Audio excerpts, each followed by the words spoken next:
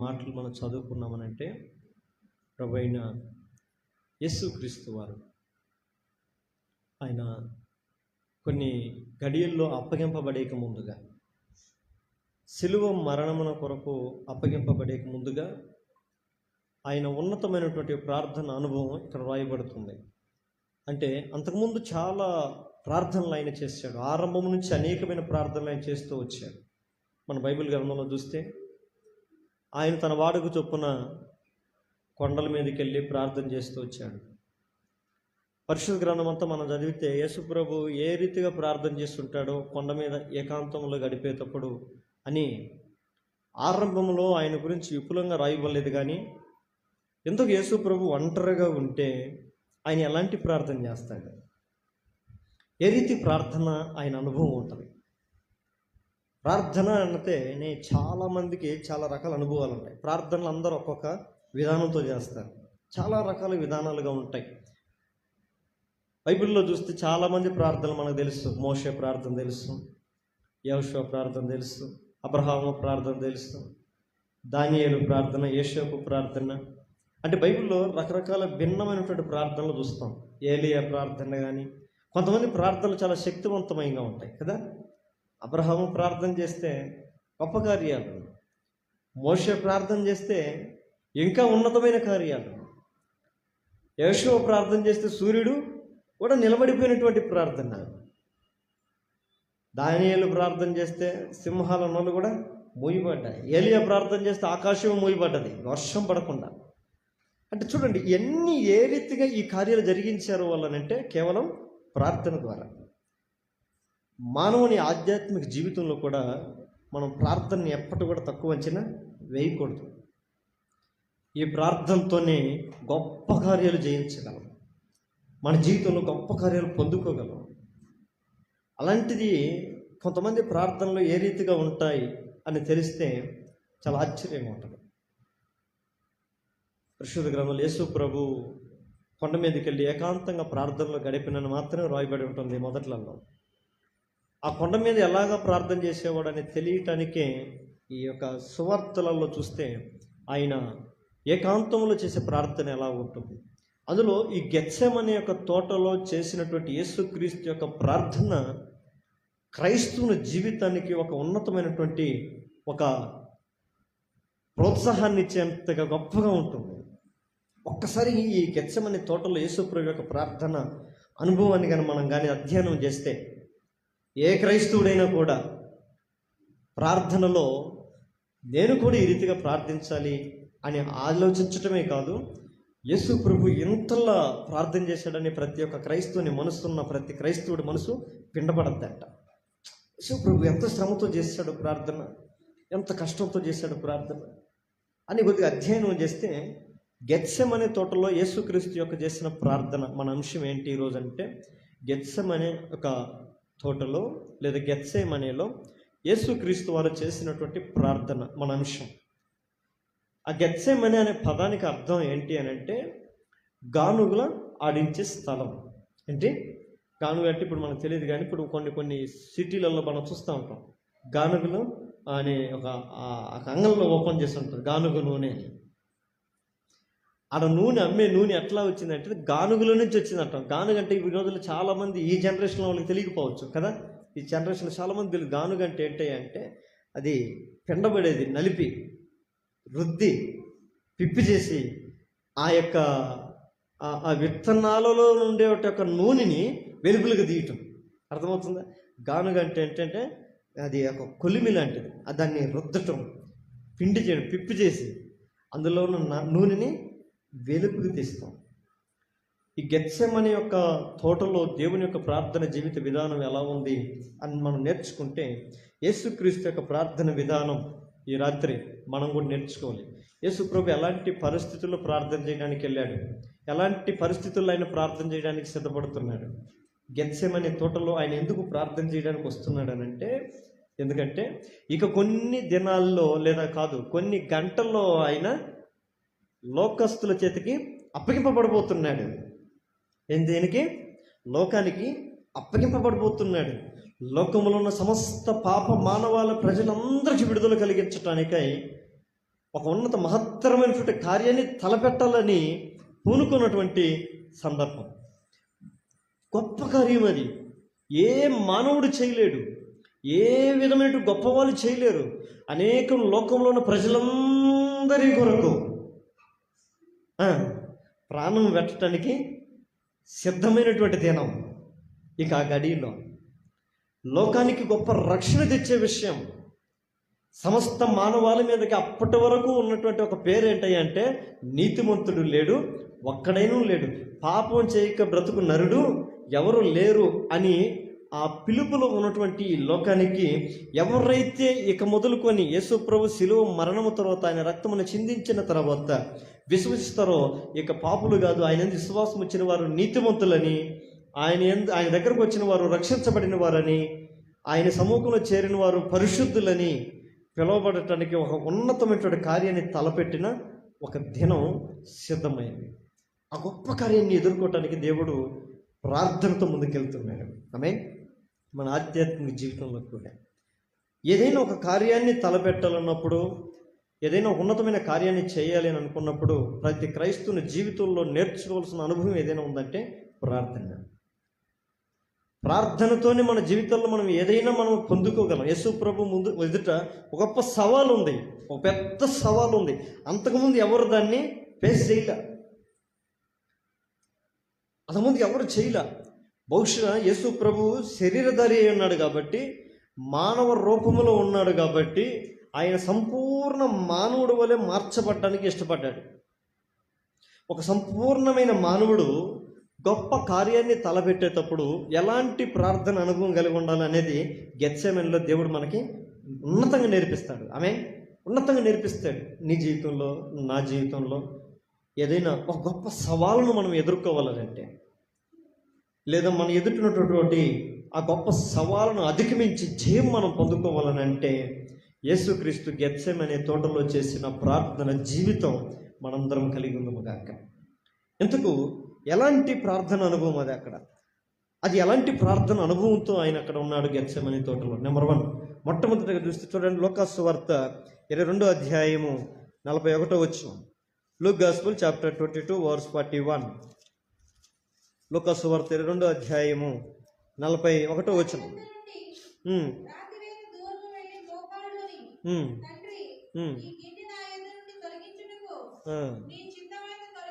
ఆయన వారి యొద్ద నుండి రాతివేతంత దూరము వెళ్ళి, చూడండి, మొదటగా ఆయన ఏం చేస్తున్నాడంటే వారి యొద్ద నుండి ఆయన ఏం చేస్తున్నాడు? రాతివేతంత దూరం వెళుతున్నాడు. అంటే దానికి అర్థం ఏంటి అంటే ఆయన ప్రార్థించటానికి గెత్సేమనే తోటలో ఆయన ఒక ప్రార్థన జీవిత విధానం ఎలా ఉంది అంటే అది ఏకాంతమైనటువంటి ప్రార్థనతో కూడుకొని ఉన్నది. ఏంటంటే ఏకాంత ప్రార్థన. ఆయన అందరితో పాటు ఉండట్లేదు, అందరితో పాటు కలిసి ఉండట్లేదు. ప్రార్థన స్థలానికి ఆయన తీసుకెళ్ళాడు, కానీ ఆయన తన శిష్యులను వెంటబెట్టుకొని అక్కడ వరకు గెత్సేమనే తోట వరకు వెళ్ళాడు. కానీ ప్రార్థించే విషయానికి వచ్చినప్పుడు ఆయన వారి యొద్ద నుండి తను తాను ప్రత్యేకపరుచుకుంటున్నాడు. మన సంఘంలో అందరితో పాటు రావాలి. సంఘంలోనికి మనతో పాటు అందరూ వస్తారు. ఎందుకు తెలుసా? నా మందిరం సమస్త జనులకు అందరూ వస్తారు ప్రార్థన చేయటానికి. కానీ అందరితో పాటుగా మనం కలిసి ప్రార్థన చేసేటప్పుడు మన ప్రార్థన జీవితం దేవుని దగ్గర ప్రార్థన మన మనసుని ఎత్తుకొని ఏం చేయాలి? ప్రజల ఎదుటి నుంచి లేదంటే మనుషుల ఎదుటి నుంచి కాకుండా మన హృదయాన్ని, మన ప్రార్థన జీవితాన్ని ఎత్తి పట్టుకొని దేవుని దగ్గరకు ఒక ప్రత్యేకించబడిన వారముగా వెళ్ళాలి. అందుకని అన్నట్టు రాతివేతంత దూరం. ఒక రాయి తీసుకొని వేస్తే ఎంత దూరం పోద్ది? రాతివేతంత దూరం కదా. చిన్నపిల్లలు వేస్తే అంత దూరం పోద్ది, పెద్దోళ్ళు వేస్తే ఇంకొద్దిగా దూరం వెళ్ళద్ది. కొద్దిగా బలవంతుడు వేస్తే రాతివేతంత దూరం, రాయి ఇసిరేస్తే ఎంత దూరంలో పడుతుందో అంత దూరంలో ఆయన వెళ్ళాడు. ఆయన ప్రార్థించడానికి వెళ్ళాడు. అంటే దీన్ని బట్టి మనకి ఏమవుతుంది అంటే ఆయన ప్రార్థన చేయటానికి ఏకాంతంతో ఉన్నాడు. అంటే ఏకాంతత అంటే ప్రార్థన చేసే మన జీవితంలో ఉన్నప్పుడు మన మనసులో మన హృదయంలో అనేకమైన గందరగోళమైనటువంటి ఆలోచనలు, తలంపులు మనం ఎప్పటికీ కూడా పెట్టుకోకూడదు. అర్థమవుతుందా? ప్రార్థన చేయడానికి మనం ఒక్కోసారి, మీకు అనుభవం ఉందో లేదో నాకు తెలియదు, నా అనుభవం అయితే నేను చెప్తాను. నేను ప్రార్థన చేయడానికి నేను ఎప్పుడైతే మోకాళ్ళు వేస్తానో నేను అడిగేది అడుగుతూ ఉంటాను. అడుగుతున్న తర్వాత అడగడగా మౌనం అయిపోతే నా తల్లకి ఏమేమో వచ్చి కూర్చుంటాయి. మీకు ఎప్పుడైనా అనుభవం ఉంది? అసలు అడిగేది మర్చిపోయి ఎక్కడికో డైవర్ట్ వెళ్ళిపోతా. ఎక్కడికో వెళ్ళిపోతా, ఏదో ఒక సబ్జెక్ట్ మీద ప్రార్థన చేయడానికి కూర్చుంటాను నేను. యాక్చువల్లీ ప్రభా నాకు ఏం చేయి ప్రభా, అది చేయి ప్రభా, ఇచ్చి ప్రభా, అది చేయి ప్రభా అని అడుగుతాను ఉంటాను. అడిగి ఒక్క సెకండ్, ఒక్క నిమిషం నేను యోచన చేశానంటే నా మైండ్ నీకు నల ఉండదు. ఎక్కడికో పరుగులు పెడుతుంది మనసు. ఏం అడగాలో, ఎక్కడి నుంచి నేను ఆరంభించాను, ఎక్కడికో వెళ్ళిపోతుంది. అందుకని దేవుడు వారి యొద్ద నుండి ప్రత్యేకించబడుతున్నాడు. అంటే మనుషులు రకరకాల విధానంతో మనం ఉంటాం. ప్రార్థనలో కూర్చున్న తర్వాత మన చుట్టుపాటు అనేకులు ఉంటారు. కానీ మనం ప్రార్థించడానికి మనం కూర్చున్న తర్వాత మనల్ని మనం ఏం చేసుకోవాలి? ప్రత్యేకించుకోవాలి. ఆమె మోషే కూడా ప్రార్థించాలని విషయం వస్తే ఏం చేశాడు తెలుసా? అప్పట్లో దేవుడు పర్వతం మీద మోషేతో దేవుడు మాట్లాడేవాడు. మోషే ప్రార్థన జీవితం చాలా సంతోషం, ప్రార్థన జీవితం చాలా బాగుంది. కొండ మీద కొండ కింద ఆయన ప్రార్థించేవాడా కాదా అని అంటే ఖచ్చితంగా ఆయన ప్రార్థన చేస్తాడు. కొండ కింద ప్రార్థన చేస్తేనే, దేవుని కొరకు ప్రార్థన చేస్తే, కొండ కింద ఆయన చేసినటువంటి ప్రార్థనకి ప్రతిఫలం ఇవ్వడానికి దేవుడు కొండ దిగి ఆయన దగ్గరకు రాలేదు. కానీ తిరిగి దేవుడు ఆయనతో మాట్లాడడానికి కొండ మీద నుంచి మోషేను పిలిచేవాడంట. అప్పుడు దేవునితో మాట్లాడుటకు మోషే కొండ మీదకు ఎక్కెను అని రాయబడుతుంది. అంటే మనమున్న పరిస్థితుల్లో మనం ప్రార్థన చేసినప్పుడు మన పరిస్థితుల్లోనికి దేవుడు రాడు. మనకున్న పరిస్థితుల నుంచి దేవుడు మనల్ని చేయి పట్టి పైకి లేవనెత్తడానికి పిలుస్తాడు. మనమైతే చాలాసార్లు ప్రార్థన చేస్తాం.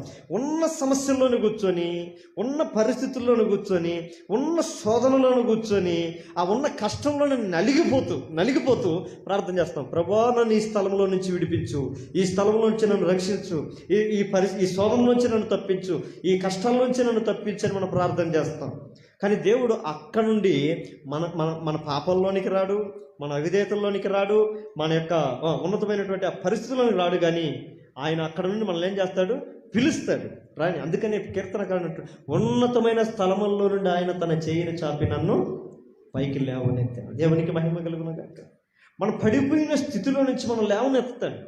ఇప్పుడు మనం ఏ స్థితుల్లో పడిపోయాం? మనం ప్రార్థన చేసేటప్పుడు, ఏదైనా ఒక విషయం మీద పర్టికులర్ ప్రార్థన చేసేటప్పుడు మనకేం ఉండాలి? ఏకాగ్రత ఉండాలి. అందుకని అది ఏకాంత ప్రార్థన. ఆయన ప్రజల్లో నుంచి, తన శిష్యుల్లో నుంచి అందరిని గుంపు తీసుకొని వెళ్ళాడు. కానీ ప్రార్థన చేసే అవకాశం వచ్చిన వాళ్ళకి మాత్రం తను ప్రత్యేకపరుచుకుంటున్నాడు. ఒక ప్రత్యేకత ఉండాలి ప్రార్థనలో, మనం చేసే ప్రార్థనలో. అది ఏకాంతంతో కూడుకున్నటువంటి ప్రార్థన. యేసు ప్రభు ఏకాంతంగా వెళ్ళి ఆడ ప్రార్థన చేశాడు, ఆ కొండ మీదకి ఎక్కి ప్రార్థన చేశాడు, అడవుల్లోకి వెళ్ళి ప్రార్థన చేశాడు, అరణ్యంలోకి వెళ్ళి ప్రార్థన చేశాడు మాత్రం మనం చదువుతాం. శిష్యులతో పాటు వెళ్ళి అంటాం. కానీ శిష్యులతో పాటు ఆయన ప్రార్థించే జీవితంలో లేడు కదా. శిష్యులతో పాటు ప్రార్థించే అనుభవం లేదు. ఎందుకు శిష్యుల్ని అక్కడ విడిచిపెట్టి ఆయన ముందుకు వెళ్ళవలసి వచ్చింది? కలిసి ప్రార్థన చేయొచ్చు కదా. 2-3 ఎక్కడ కూడినా నా మనం ప్రార్థన చేయదురు, నేను వారి మధ్య ఉంటా. మరి వాళ్ళతో కలిసి ఎందుకు ప్రార్థన చేయలేదు ఆయన?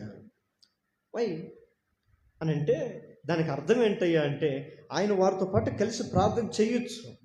కానీ ప్రార్థన చేసేటప్పుడు ఒక ఉన్నతమైనటువంటి బలంతో కూడుకున్నటువంటి హృదయం, మనసు ఆయన శిష్యులకు లేదు. అది ఎలా అని చెప్పగలుగుతారా? ఆయన వారికి వెళుతూ వాళ్ళు కూడా ఒక మాట చెప్తాడు, నా శిష్యులరా మీరందరూ ఇక్కడ మెలకువగలిగి ప్రార్థన చేయండి. ఇదిగో నేను మీతో పాటు కూర్చుంటే మీరు ఆవులు ఇస్తారు, నాకు కూడా. మేము కారులో వెళ్తూ మేము ఒక్కొక్కరుగా 4 ఆవులు ఇచ్చేస్తాం. డ్రైవర్ కూడా ఏం చేస్తున్నాం? ఆవులు ఇచ్చేస్తాం. ఎంతో పని బిగబడతాం ఆవులు ఇచ్చుకుంటా. నేను 4 ఆవులు ఇస్తే ఆయన ఆవులు ఇచ్చి ఆటోమేటిక్గా. ఇప్పుడు వీళ్ళు ఎలాంటి బలహీనత కలిగిన వారై ఉన్నారో ఆయనకి తెలుసు. అందుకని వాళ్ళని ప్రార్థన స్థలం దగ్గరకు తీసుకెళ్ళాడు. కానీ కార్యమును పొందుకునే పరిస్థితి వచ్చినప్పుడు తాను వారిలో నుండి ప్రత్యేకించుకున్నాడు. ఆయన అక్కడికి వెళ్ళి ప్రార్థన చేసి కొన్ని నిమిషాలు ప్రార్థన చేసి తిరిగి వచ్చే లోపల వీళ్ళు ఏం చేస్తున్నారంటయ్యా? తూగుతున్నారు. పర్వాలేదు, తూగితే పర్వాలేదు, పడుకొని ఆల్రెడీ ఏకంగా ఒక రౌండ్ నిద్ర కూడా వేస్తూ ఉన్నారు. ఆయన వచ్చి అంటాడు, అయ్యో నా శిష్యులారా, నేను మేము ప్రార్థించమని చెప్పాను కదా, మీరు ఎందుకు నిద్రపోతున్నారు అని చెప్పి నా కోసం ఒక్క గడి అయినా మేలుకొని ఉండలేరా?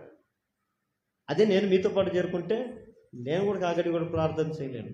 ఇది దేవుడుకు తన జీవితంలో ఒక గొప్ప సవాలుని ఎదుర్కోబోతున్నాడు. ఏ మనుషుడు జీవితంలో పొందుకోలేని గొప్ప సవాలుని ఎదుర్కోబోతున్నాడు. గొప్ప కార్యాలు మన జీవితంలో మనం చూడాలంటే మనం కూడా ప్రార్థించడానికి మనం ఎప్పటికీ ప్రత్యేకపరచుకోవాలి. వాళ్ళు ప్రార్థనకి వెళ్ళి రాలేదే, వీళ్ళు ప్రార్థనకు రాలేదే, వాళ్ళు ప్రార్థనకు రాలేదని మనం పొర్రపాటును కూడా డిపెండ్ కాకూడదు. ఎందుకంటే కార్యం మన జీవితాలకు అవసరం, మన బ్రతుకులకు అవసరం. ప్రార్థన మనకు మాత్రమే అవసరం, రైట్? మన ప్రార్థన అది ఎవరికి అవసరం? మనకు అవసరం. ప్రార్థన అంటే క్రైస్తవుడికి అది ఊపిరితో సమానం. ఊపిరి ఆపకుండా మనం బ్రతకగలుగుతామా? ఊపిరి ఆపి మనం జీవించగలుగుతామా?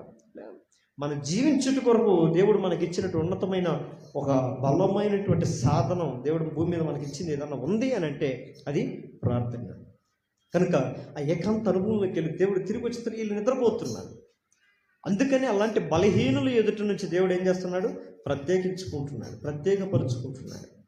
బలహీనమైన విశ్వాసం, బలహీనమైన మనస్సాక్షి కలిగిన వారితో మన జీవితకాలం అంతా కూడా ప్రార్థనలో గడిపినా కూడా మన జీవితంలో ఎలాంటి కార్యాలు జరగవు.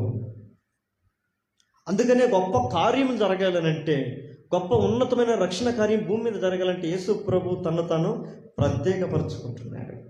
దేవుని మందిరములో కూడా, దేవుని సంఘములో కూడా, ఈరోజు సంఘ ప్రార్థనలో మనం ఉన్నాం కాబట్టి యేసు ప్రభు సంఘములో కూడా మనము కూడా ఒక గొప్ప పాత్రల వలె లోకములో దేవుడు ఏ రీతిగా రక్షణ కొరకు ఒక ఉన్నతమైన నిలయముగా మార్చబడ్డాడు. అంటే యేసు ప్రభు ఆ రోజు గెత్సెమనే తోటలో ప్రార్థన చేసింది ఎందుకయ్యా అంటే, లోకానికి నేను రక్షణ ఇవ్వబోతున్నా, నా రక్షణ కార్యం నా ద్వారా ఆరంభం కాబోతుంది. రక్షణ ఈ రోజుతో, ఇన్ని రోజులు రక్షణ లేదు మానవులకి. ఈరోజు నేను చనిపోతే లోకమంతటికి ఏం కలగబోతుంది? గొప్ప రక్షణ కలగబోతుంది. ఎబ్రీ రాసిన పత్రిక 2వ అధ్యాయం అంటాడు, ఎంత గొప్ప రక్షణ! ఈరోజు లోకానికి దేవుడు ఏమి ఇవ్వాలనుకుంటున్నాడు?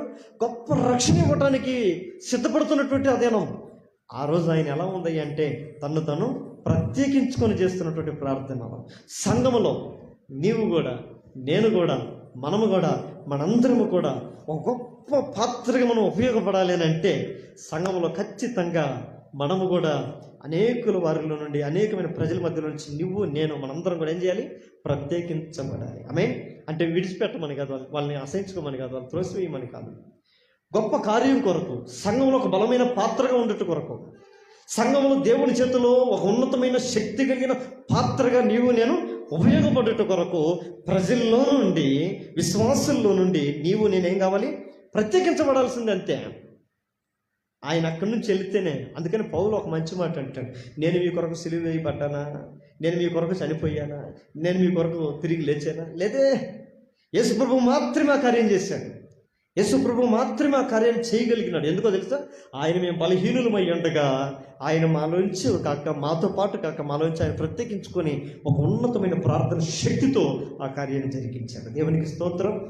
రాబోయే రోజుల్లో ఈ సమాజంలో, ఈ లోకంలో నీవు నేను మనందరము కూడా అనేకులకు ఏం కావాలి? రక్షణకరంగా మనం మార్చబడతాము గాక. మనందరం కూడా ఇతరులకు ఏం కావాలి? రక్షణగా మార్చబడాలి. రక్షణగా మనం అనేకులకు మార్చబడాలనంటే రక్షణ ప్రజలకు ఇవ్వటానికి ఆ ప్రజల్లో నుంచి ప్రభు కొరకు మనము ప్రత్యేకించుకోవాలి, ప్రత్యేకపరుచుకోవాలి. అందుకని మోషే కొండ మీదకి వెళ్ళేవాడు. ఆ కొండ కింద నుండి ప్రభు నువ్వు రా, కొండ దిగిరా అనే రాడు. కొండ దిగిరా అని పిలిచేవాడు కాదు. ఈయనే కొండ ఎక్కి దేవుని స్వరం వినటానికి ప్రార్థన చేశాడు. కింద ప్రార్థన జీవితం జరుగుతుంది. కింద ఏం జరుగుతుంది? ప్రార్థన చేస్తూనే ఉన్నాడు. కానీ ఆన్సర్ మాత్రం ఎక్కడికి వెళ్ళాలి? కొండ మీదకి వెళ్ళాలి. ఆమేన్. కనుక మన జీవితంలో కూడా దేవుని సన్నిధిలో మనం ప్రార్థన చేస్తున్నాం. అనేక సందర్భాలు మన కుటుంబాల్లో, మన గృహాల్లో, సంఘములో, సమాజంలో అనేక చోట్ల మనం ప్రార్థన చేస్తున్నాం. ప్రార్థన చేస్తున్న మనల్ని దేవుడు ఖచ్చితంగా ఏం చేస్తాడు? పిలుస్తాడు. ప్లీజ్ కమాన్, నేను నీ ప్రార్థన ఆలకించాను. అనుకూల సమయం ముందు నేను నీ మొర విన్నాను, ఆలకించాను. దావీదు ఎన్ని ప్రార్థనలు చేసి ఉంటాడు గుహలల్లో కదా. సౌలు దొరుకుతూనే ఉన్నాడు కదా. సేఫ్టీ లేదు, రాజ్యంలో సేఫ్టీ లేదు. తన సొంత ఊరిలోని, సొంత ప్రజల మధ్య ఆయనకి సేఫ్టీ లేదు. ఎవరు ఎప్పుడైనా పట్టిస్తారో తెలియదు. ఏ వ్యక్తి ఆయన సౌలుకు పట్టించి తన ప్రాణం తీపిస్తారో తెలియదు. ఏ మనిషిని కూడా నమ్మటానికి వీల్లేదు. అందుకని ఆయన ఒక మాట కూడా చేస్తాడు, ఏ మనుషుడును నమ్మదగిన వాడు కాదని నేను అనుకుంటుని అంటాడు. భయం, ఎవరు నమ్మేవాడు కాదు. కూతురు కూడా కట్టుకున్న భార్యను కూడా నమ్మాలి ఆయన, మేకలు. కానీ ఆమె ఆయన ఏం చేస్తాడు? రోజు కిటికీలోంచి తప్పించి పంపించేస్తుంది. అంటే ఎవరిని నమ్మల. కానీ ఆ పర్వతాల్లో, ఆ గుహలలో, ఆ కొండలలో కఠోరమైనటువంటి శోధనలో ఆయన బలమైన ప్రార్థన చేశాడు. ప్రత్యేకించుకొని ప్రార్థన చేశాడు. ఆ ప్రత్యేకంతో కూడుకున్న ప్రార్థనే తిరిగి ఆయన్ను యెరూషలేములో రాజుగా పట్టాభిషిక్తునిగా మార్చింది. ఆమె ఏ శ్రమల గుండా మన జీవితాన్ని సాగిస్తున్నామో, ఏ కష్టాల గుండా మన జీవితాన్ని సాగిస్తున్నామో, ఏ ప్రయాసాల గుండా మన జీవితాన్ని సాగిస్తున్నామో, ఆ ప్రయాసములో నుండి మన దేవునికి మొరపెట్టగలిగితే వాటన్నిటి నుంచి విడిపించి దేవుడు మనల్ని గొప్పవని, అందుకనే ఆయన నన్ను విడిపించి నన్ను గొప్ప చేసినని మొత్తం తిరిగి ఆయనే దావీదే పలుకుతాడు. ఆయన నన్ను విడిపించి నన్ను గొప్ప చేశాడు. మనం గొప్పవారిగా ప్రభు కొరకు బ్రతకాలి ఈ లోకంలో అంటే అందరిలో ఒకరిగా బ్రతకకూడదు. అందరిలో ఏదో ఒక రీతిగా ప్రత్యేకింపబడి ప్రభు కొరకు మనం కనపడదుముగాక. అందరూ ప్రార్థన చేస్తూ ఉంటారు, అందరూ ప్రార్థన చేస్తారు, అందరిలో మనం ఏదో కలిసిపోకూడదు. పెద్ద ఏదో అంటూ ఉంటారు, ఇది గుంపులో అదేదో అంటూ ఉంటారు గుంపులో. అది కాదు. 100 మంది గుంపులో ఉన్న ఆ గుంపులో మనం ప్రత్యేకించుకునే ప్రభు కొరకు కనబడే క్రైస్తవులు మనం ఉందాము కాక. యోషువ ఒక్కడే ప్రార్థన చేయలేదండి, యోషువ ఒక్కడే ప్రార్థన చేయలే. కానీ యోషువ ఎంత ప్రార్థన చేస్తున్నాడో కింద వాళ్ళు కూడా అంతే కష్టపడి యుద్ధం చేస్తున్నారు. వాళ్ళు ఏమో ప్రయాసపడుతున్నారంటే వాళ్ళు కూడా ప్రార్థన పరులే. కానీ యోషువ ఎందుకు ప్రార్థన, ఆయన ప్రత్యేకమైనటువంటి ప్రార్థనగా ఆయన ప్రార్థన చేస్తే సూర్య చంద్రులు ఆగిపోయాడు, సూర్యుడు ఆగిపోయాడు. కానీ బైబిల్ ఏం రాయబడిందంటే యోషువ ప్రార్థించగా చంద్రుడు ఆగిపోయిన రాయబడింది. ప్రత్యేకించబడ్డాడు ఆయన. ఎక్కడ? కొండ మీదకి వెళ్ళి ఆయన ప్రార్థన చేస్తున్నాడు. మోషే వెళ్ళి ప్రార్థన చేశాడు. మోషే ఒక్కడైనా? మోషతో పాటు ఉన్నారు ఆయన శిష్యులు కూడా ఉన్నారు పక్కనే. అది వాళ్ళ పేర్లు రాయబల్లా. ఆయన ప్రత్యేకమైన ప్రార్థన ఆయన ప్రత్యేకంగా చూపించింది. లోకంలో మనల్ని మనం ఎప్పుడైతే ఒక ఏకాంతతో కూడుకున్న ప్రార్థన, ప్రత్యేకింపబడడానికి ఒక ప్రార్థన చేస్తామో చూడండి, మార్కు సువార్త అదే 14వ అధ్యాయంలో చూడండి ఆ మాట ఉంటుంది. మార్కు సువార్త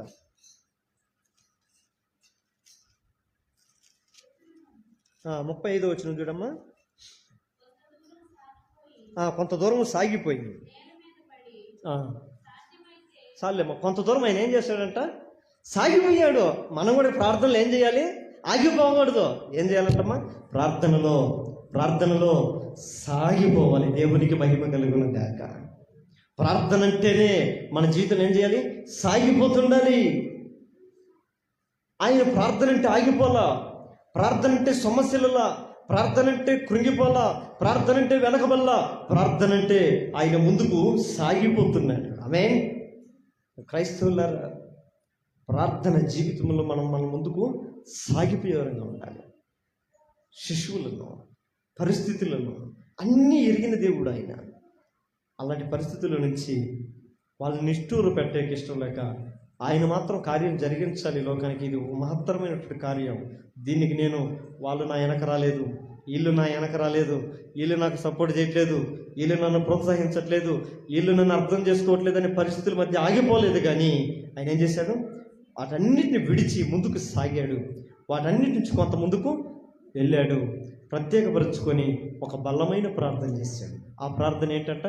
ఆ ప్రార్థన ఏకాంతంతో కూడుకున్నది. గెత్సెమనే తోటలో యేసుక్రీస్తు యొక్క ప్రార్థన ఎలా అనుభవంతో ఉంది అంటే ఆ ప్రార్థన ఏకాంతంతో కూడుకున్నది.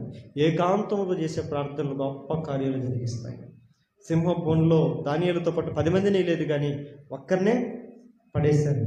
ఆ ఒక్కని ఏకాంత ప్రార్థన సింహభూమిలోంచి దానియేలును కాపాడింది. యేషూపుని తీసుకెళ్ళి చెరసల్లో పడేశారు. యేషూపు ఒక్కడే అయ్యే చెరసాలు ఏం చేశాడు? ఏకాంతంగా ఉండి ప్రార్థన చేస్తే చెరసాల్లో ఉన్న యేషూపు సింహాసనం మీద వెళ్ళటానికి ఆ ప్రార్థన ఆధారమైంది.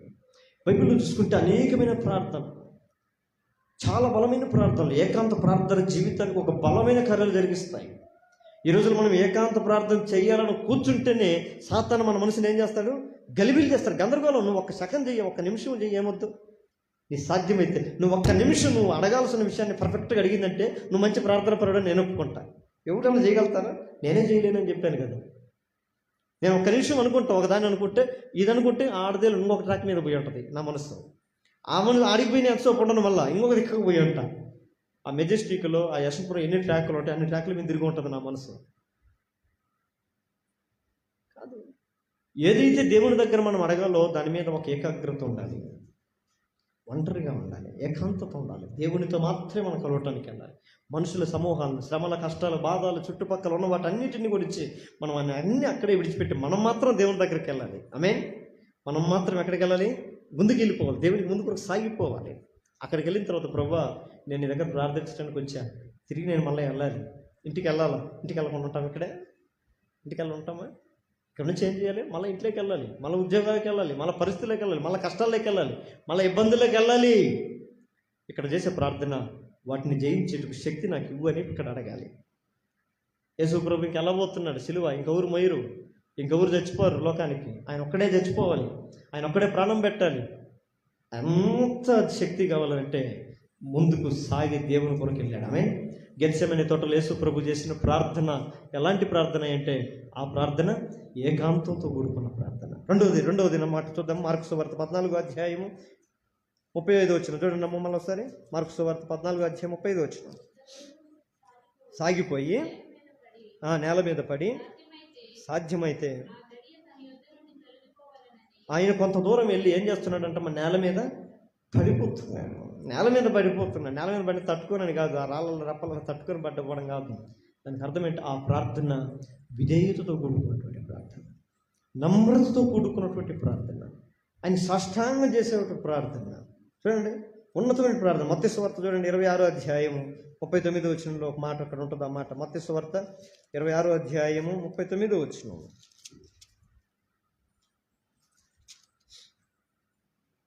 కొంత దూరం వెళ్ళి సాగిలపడి నా తండ్రి సాధ్యమైతే గిన్నె. కొంత దూరం వెళ్ళి ఆయన ఏం చేస్తున్నాడంట? సాగిలి పడుతున్నాడు. అంటే సాగిలపడి పడిపోవడం అంటే పూర్తిగా నేలకి సాగిలి పడ్డం. ఆ ప్రార్థన విధేయతతో కూడినటువంటి ప్రార్థన. గెత్సెమనే తోటలో ప్రార్థన అనుభవాలు దేవుడు మనకు నేర్పిస్తుంది ఏంటి?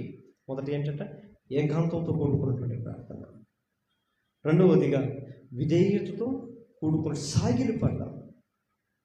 మన జీవితంలో గొప్ప కార్యాలు చేయాలంటే మన దేవుని సన్నిధిలో పూర్తిగా డౌన్ అయిపోవాలి. అంతే. ఎడగో నిలుపుకొని ప్రార్థన చేసింది అనుకో, ప్రభా నా అప్పులు తీసేయండి, పైకి నిలుపుకొని ప్రార్థన చేసింది అనుకో, ఇంక 10 ఎక్కువలు పడతాయి.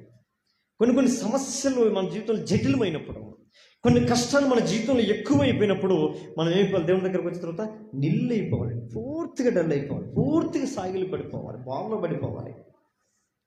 ఒకసారి మా నాన్న మందిరంలో ఉపవాస ప్రార్థన పెట్టాడు.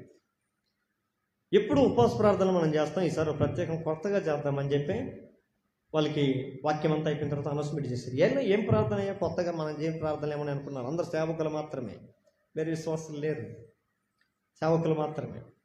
అందరం కలిసి ప్రార్థన చేద్దామంటే ఏం ప్రార్థన? వీళ్ళందరూ ఆశ్చర్యంగా చూస్తున్నారు. ఏదో కొంపదీసి గంట సేపు మోకాల మీద చేపిస్తాడేమో, గంటలు ఒక మనిషికి ఇంత టైం ఇచ్చి అందరు చేతులు పట్టుకొని లైన్గా రౌండ్గా నిలబెట్టి ప్రార్థన చేపిస్తాడేమో అనుకుంటున్నారు. అలాంటిదేమి ఇబ్బంది ఏమి లేదు. మోకాల మీద ఎవరు ప్రార్థన చేయాల్సిన అవసరం లేదు. అందరం బోర్లో పండుకొని సాగిలి పడి ప్రార్థన చేద్దామని చెప్పాడు. ఇదేదో బాగుంది అనుకున్నానంటే స్టార్టింగ్ ఇంకా బాల్లో పడుకున్నాను. బాల్లో పడుకుంటే ఇంకా పాస్టర్లకి పొట్ట సామాన్యంగా ఉండదు కదా. పాస్టర్లు అంటేనే పొట్ట ఉంటుంది.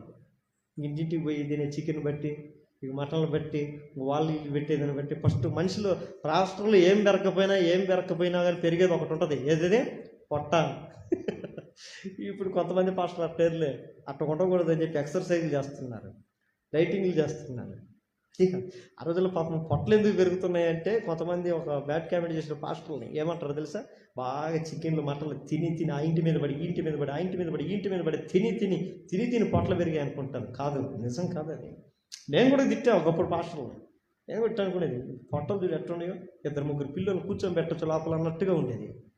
కానీ కొన్ని రోజుల తర్వాత అర్థమైంది ఎందుకు మనుషులకి పాస్టర్లకు బొచ్చ పెరుగుతుంది ఆయన అంటే, వాళ్ళు ప్రార్థనలో ఉండి అనేక సార్లు సరిగ్గా ఆహారం తినక, సరైన టయానికి ఆహారం తినక, ఆహారం పుచ్చుకోక ఉపవాసాల నుండి గ్యాస్ట్రిక్ సమస్యలతో, అనేకమైన బలహీన సమస్యలతో వాళ్ళు బాధపడి ఆ రీతి తిత్తులుగా మారిపోయి ఉంటాయి. చాలామందికి అది కనపడదు. రూపాయలు చూస్తారు, అబ్బా తిని పొట్ట కాదు, తినకొచ్చిన పొట్టలయ్యి దేవునికి మహిమ కలుగును కాక. కొంతమంది తినే ఉంటారు, అది వేరే విషయం, మనకు తెలియదు. ఇక తినేవాళ్ళు అయితే నాకు తెలిసి బాగా తినేవాడు ప్రార్థన ఏం చేయగలుగుతాడు. అందుకని తిండిపోతులతోనైనాను తిరుగుబోతులతో సావాసం కూడా చేయదు అంటాడు. తిండిపోతాడు ఎప్పుడు దేవునితో సావాసము చేయలేడు. దేవునితో గడుపుతుంటారు కొంతమంది, బలంగా ప్రార్థన ఉంటారు.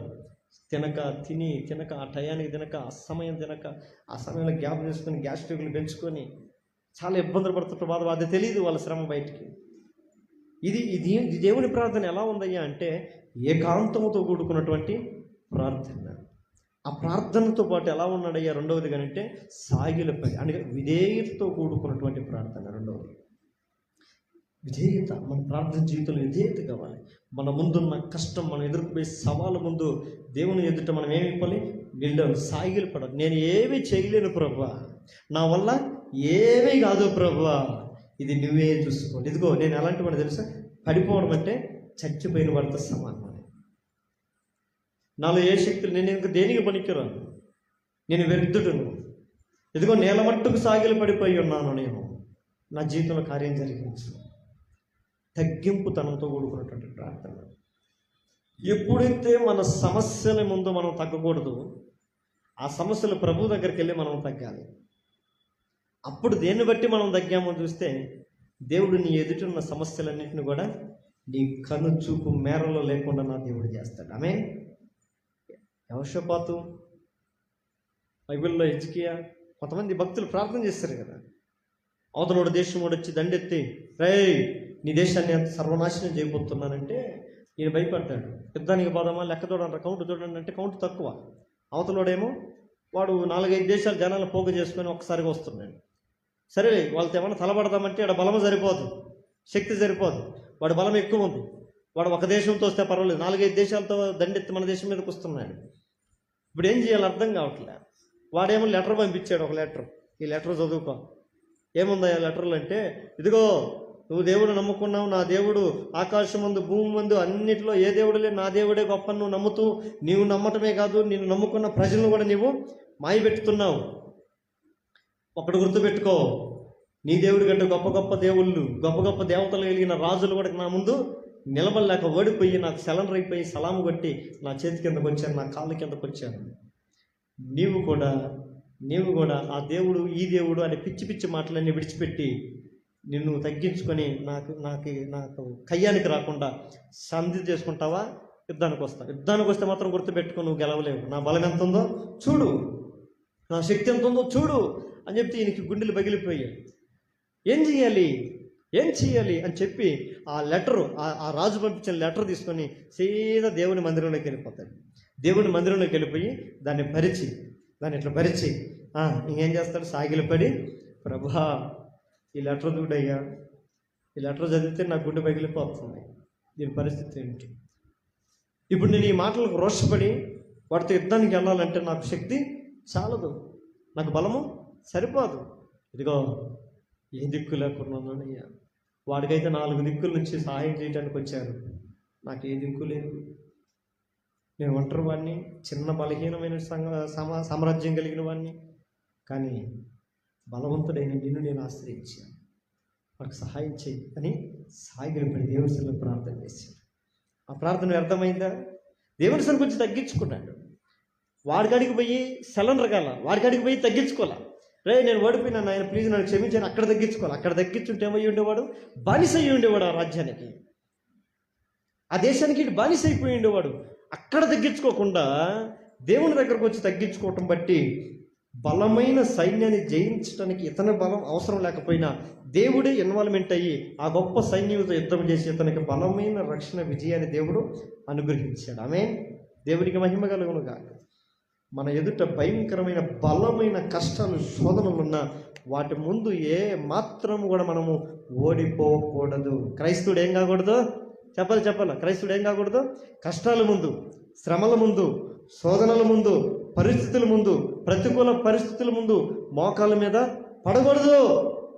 క్రీస్తు ఎదుటే మన మోకాళ్ళు వంగుదము కాక. ఆమేన్.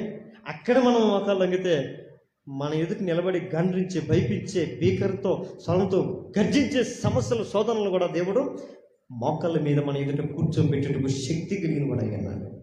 దేవునికి స్తోత్రము కలుగును గాక. ఆమేన్. కనుక ఇది ఏం ప్రార్థన అయ్యా అంటే విధేయతతో కూడుకున్న ప్రార్థన. దేవుడు ఎంత విధేయతతో ప్రార్థన చేస్తున్నాడు. మన జీవితంలో కూడా ప్రార్థన జీవితం ఎలా ఉండాలంటే విధేయతతో కూడా మన ప్రార్థన ఉచ్చారణ, మనం చేసే ప్రార్థన ఉచ్చారణ కూడా ఎలా ఉండాలి? విధేయతతో కూడుకుని తగ్గింపు. దేవుని దగ్గర అడిగేటప్పుడు ఎట్లా ఉండాలి తెలుసా? ఇచ్చేయి, తెచ్చేయి, వేసేయి, పెట్టేయి, నేను పడుకుంటున్నా, సెక్యూరిటీని పెట్టేయి. పొద్దున వేయాలని నా కంటి చూపు కనపడకూడదు. ఎందుకు? సీరియల్ చూడాలి నేను. మొబైల్లో రీల్స్ చూడలేరు. అప్పుడు దేవదూతలు వద్దా? ప్రార్థన చేసుకున్నాం. సెల్ చూసేటప్పుడు ప్రభా నాకు ఇష్టమైన చూస్తున్నాను, నీ దూతలంతా నా చుట్టూరు పెట్టు అని ప్రార్థన చేస్తామా? అప్పుడు వద్దు. అప్పుడు దేవుడు కూడా గుర్తుకురాడు. మనకి ఇష్టమైనవి చూస్తూ ఉంటాం. రీల్స్ చేతులు పోతానే ఉంటాయి, ఇది పోతానే ఉంటుంది. బండికైనా మైలేజ్ కొద్ది దూరం వస్తుందేమో, ఈ చేతి మాత్రం మైలేజ్ వస్తూనే ఉంటుంది. కొద్ది దూరం నడిస్తే కాళ్ళు నొప్పులు అంటాం, చర్చికి దాంట్లో నడుచుకుంటే కాళ్ళు నొప్పులు అంటాం. ఈ చెయ్యి మాత్రం ఎంతో పైన పోతానే ఉంటుంది, గంటలు పోతానే ఉంటుంది. ఇది నొప్పి రాదు. కొంచెం చేతులు ఎత్తి ప్రార్థించండి నాయన అని చేతులు ఎత్తి ఏమవుతుంది? చేతులు నొప్పులు వస్తాయి. విధేయతతో కూడుకున్నటువంటి ప్రార్థన మన జీవితంలో కావాలి. ఉన్నతమైనటువంటి సాగిలపడే తత్వం, దేవుని సన్నిధిలో సరెండర్ అయిపోవటం, నిల్లైపోవటం, మనం ఖాళీ చేసుకోవటం అనే ప్రార్థన జీవితం మనకు దేవుడు అనుగ్రహించును గాక. మూడవదిగా చూస్తే, మూడవది అదే మార్కు సువార్త 14:36 చూడమ్మా. నాయనా తండ్రి నీకు సమస్తమును సాధ్యమే, చాలు నా వైపు చూడండి. ఇక్కడ పిలిస్తే పిలుపు చూడండి. దేవుడు మూడో అనుభవం ఏంటంటే నాయనా. అబ్బా నాయన అంటే ఏంటి నాయన అంటే? పొర నాయన. ఇప్పుడు అందరిని పట్టుకో నాయన, పొర నాయన, వద్దులే నాయన, అయ్యా నాయన నీకు ఒక పెద్ద దండం నాయన. అందరు నాయనలే ఇప్పుడు కదా. అమ్మలో అందరు వద్దమ్మ తల్లే నీకు ఒక దండం తల్లే, నీకు ఒక పెద్ద దండం తల్లే, నీకు ఒక పెద్ద దండం తల్లే, అందరికీ చేతల్లి. మనకి టైపింగ్ మన పరిస్థితి. యేసు ప్రభువు చూడండి, దేవుని దగ్గరికి వెళ్ళి ఏం పిలుస్తున్నాడంటే తను ఒక కుమారునిగా భావించుకున్నాడు. ఆ ప్రార్థన ఏంటంటే కుమారుని యొక్క ప్రార్థన. ఆమె 3 విషయాలు చూస్తూ వచ్చారు. గెత్సేమనే తోటలో యేసు ప్రభు యొక్క ప్రార్థన జీవిత విధానం ఎలా ఉంది? ఆ ప్రార్థన ఎలా ఉంది గెత్సేమనే తోటలో అంటే ఆ ప్రార్థన ఏకాంతంతో కూడుకున్నదై ఉంది. రెండవదిగా ఆ ప్రార్థన విధేయతతో కూడుకున్నదై ఉంది. మూడవదిగా ఆ ప్రార్థన కుమారునితో కూడుకున్నటువంటి కుమారుని యొక్క ప్రార్థన వలె ఉంది. ఆమె ఒక తండ్రితో మాట్లాడే తీరు ఎలా ఉంటుంది? ఇప్పుడు మీ నాన్న తేట మాట్లాడు, నాన్న నాకు అయినది నాన్న, నాకు కావాల్సిన అంతే, ఎట్లా ఉంటుంది? ఆ తండ్రితో మాట్లాడే తీరే వేరే కదా. దేవునితో మన అవినావ సంబంధం ఎప్పుడు అంత పటిష్టంగా ఉండాలి. దేవునికి స్తోత్రం. దేవునితో మనం ప్రార్థన జీవితం ఎలా ఉండాలి అయ్యా? ప్రార్థనలోకి వస్తే ఒక కుమారుడు తండ్రితో మాట్లాడుతున్న సత్సంబంధంతో కూడుకున్నదై ఉండాలి. ఆ సాన్నిహిత్యంతో కూడుకున్న సంబంధం కలిగినదై ఉండాలి. ఏదో నువ్వు దేవుడివి నేను భక్తుడిని అనే భావనతో మనం ప్రార్థన చేయి, తప్పులేదు. కానీ భక్తి స్థితిలో నుంచి కుమారుల స్థితిలోనికి మనం వెళ్ళాలి. ఆమె ఏం చేయాలి? భక్తి పరులు కానీ మనం ప్రార్థన చేసి తప్పులేదు, కానీ భక్తి పరుల్లోనే మిగిలిపోకూడదు. భక్తి మనల్ని ఎక్కడికో నడిపించాలి. మనిషి ఎందుకు భక్తి కలిగి ఉంటాడయ్యా అంటే తను ఏదో సర్వసత్యం తెలుసుకోవడానికి భక్తి చూపిస్తాడు. ఆ భక్తిని నేను చేయాలంటే ముందుకు నడిపించాలి. ఈరోజు భక్తి మనల్ని ఏం చేస్తుందంటే ఉన్న చోట్ల భక్షిస్తుంది. అంటే తినేస్తుంది. ఏమి తెలుసుకోవట్లే. కొన్ని సంవత్సరాల బడి, కొన్ని ఏళ్ల తరబడి మందిరంలో భక్తి చూపిస్తుంటాం. నీకు ఏమి తెలుసు అంటే నాకు ఏమీ తెలియదు. నువ్వేమన్నా ముందుకెళ్ళావా? ప్రభు కొరకు ఏమన్నా ఉపయోగపడుతున్నావా? ప్రభు కొరకు సాధనంగా దేవుని చేతులకు వెళ్ళిపోయావా? లే. మన భక్తి ఎట్లా ఉన్నామంటే ఇంకా అన్వేషణలోనే ఉన్నాం, తెలుసుకునే స్థానంలో ఉన్నాం. తెలుసుకునేది భక్తి, నేర్చుకునేది, తెలుసుకోవాలని కోరుకునేది భక్తి. ఈ భక్తి చూపించిన తర్వాత ఈ భక్తి మనం ఏం చేయాలి? ముందుకు నడిపించాలి. దేవునికి స్తోత్రం. భక్తితో మనం ముందుకు సాగిపోదు. అంటే భక్తి అంటే విశ్వసించటం, నమ్మటం. దేన్నైతే నమ్ముతున్నామో దాని మీద మనము మన జీవితాన్ని ప్రయాణాన్ని సాగించాలి, ముందుకు కొనసాగించాలి. ఇశ్రాయేలు ప్రజలు దేవుని యందు భక్తికి చూపించారంటే అక్కడ లేరు. ఆ భక్తిలో దేవుడు వారితో వచ్చి మాట్లాడాడు. భక్తి కలిగిన వారు ఆయన దర్శన కాలంలో ఆయన్ని చూస్తారు. భక్తి కలిగిన వారు ఆయన దర్శన కాలాన్ని చూస్తారు. అంటే ఆయన భక్తి కలిగిన ఆయన దర్శించుకుంటాడు. కొర్నేలి అని భక్తిపరుడు ఉండెను, ఆయన ప్రార్థన చేశాను. అయితే ఏమైంది? ఆ ప్రార్థనకి దేవదూత వచ్చింది, హితోపదేశం చేసింది, బోధించింది. కొర్నేలి నీ ప్రార్థనకు నేను మెచ్చాను, నీ భక్తికి నేను మెచ్చాను. ఇక నువ్వు ఎక్కడ ఉండకూడదు, నువ్వు మనుషులను పంపి పలానా ప్రాంతంలో పలానా ఇంటిలో నీ దేవుని దాస్తుడు దేవజనుడు పేతురు ఉన్నాడు, అతను పిలిపించుకొని నీ భక్తి స్థానంలో నుంచి పరిపూర్ణమైన స్థానంలోకి నువ్వు వెళ్ళదువు కాక అంటే పిలిపించుకున్నాడు. మనం భక్తి కలిగిన వారుగా ఉండకూడదు. బుద్ధి గల కన్యలు, బుద్ధి లేని కన్యకలు మనందరం చదువుతాం కదా, చదువుతాం లేదా? ఎంతమంది తెలుసు? భక్తి కలిగిన కన్యకలు, బుద్ధి లేని కన్యకలు, బుద్ధి కలిగిన కన్యకలు. దాన్ని మనం అర్థం చేసుకుంటే భక్తి కలిగిన కన్యకలు, భక్తి లేని కన్యకలు అనుకుందాం కొన్ని నిమిషాలు. భక్తి కలిగిన వారు భక్తిహీనమైన వారు, భక్తి కలిగిన వారు అందరూ ఏకమై ఉన్నారు, కలిసే ఉన్నారు వాళ్ళు. భక్తి ఒకటే, కాకపోతే అక్కడ భక్తి, ఇక్కడ భక్తిహీనత.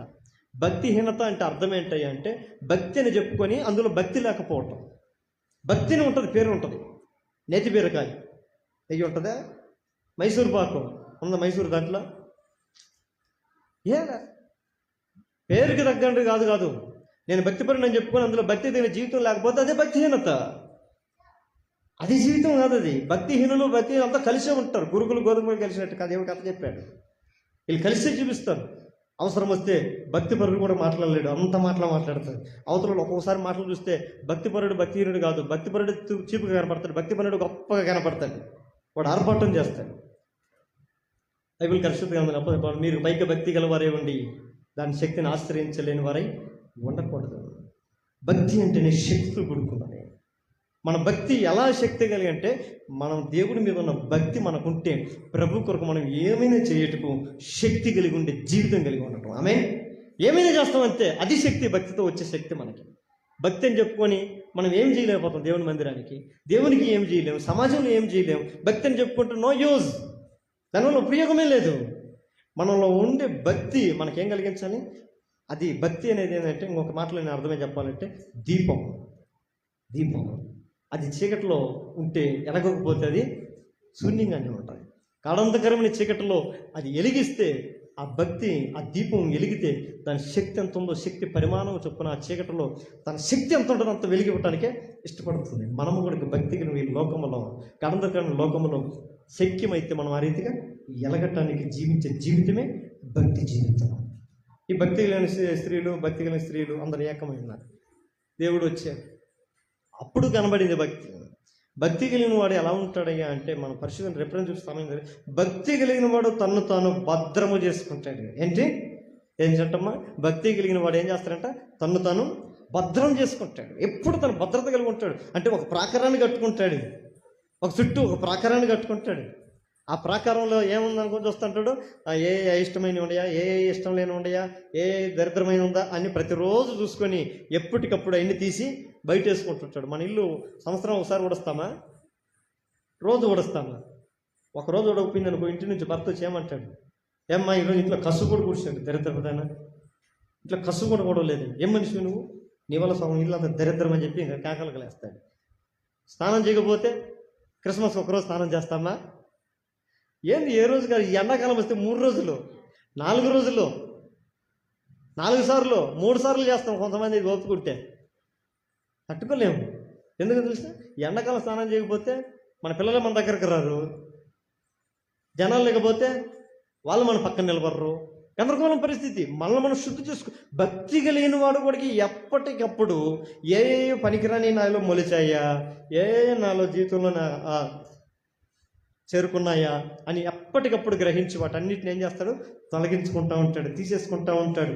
అట్టే పేరబెట్టుకోడు, దాంతో నాకేం పని ఉంటే ఉన్నాయి, దాంతో నాకేం పని ఉంటే ఉన్నాయి అని ఏమాత్రమో కూడా దేవునికి ఇష్టము లేనివి తన జీవితంలో ఉండటము సహించలేడు, ఒప్పుకోలేడు. వాటన్నిటి తీసి పారవేస్తాడు, త్రోసేస్తాడు, తరిమేస్తాడు. ప్రభు కొరకు ఉన్నతమైన జీవితం జీవించడానికి ఇష్టపడుతుంటాడు.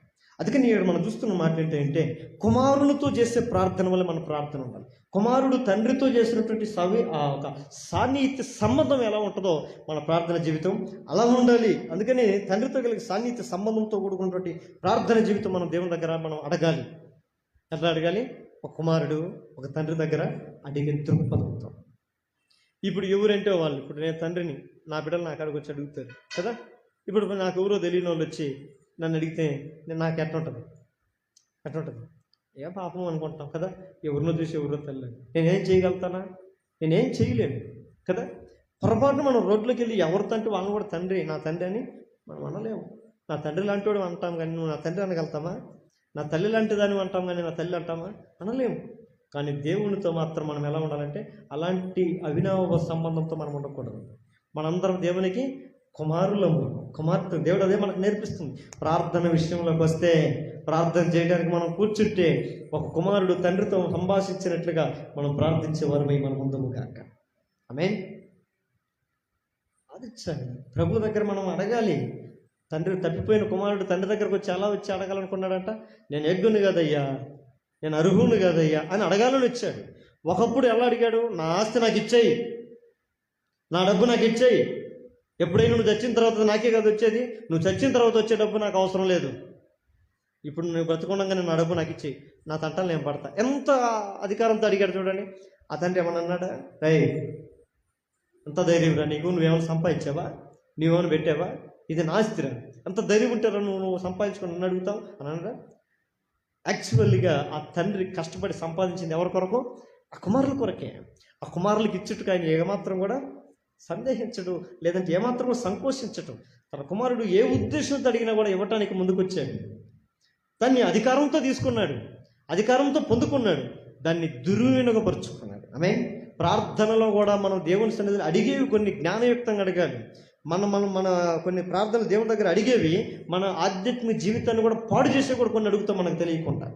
అధికారం ఉంది కదా అని, దేవుడు కదా అని నన్ను అడగమన్నాడు, నన్ను అడుగో దిగంతం నీకు స్వాస్థ్యంగా ఇస్తాడు అని చెప్తే ఏడు కూర్చొని ఎయిర్పోర్ట్ దాకా నాకు ఇచ్చే ఇప్పుడు రోజు మనం ప్రార్థన చేస్తే ఎట్టుంటుంది, దానివల్ల ఉపయోగం ఉందా? ఏం అది కాదు.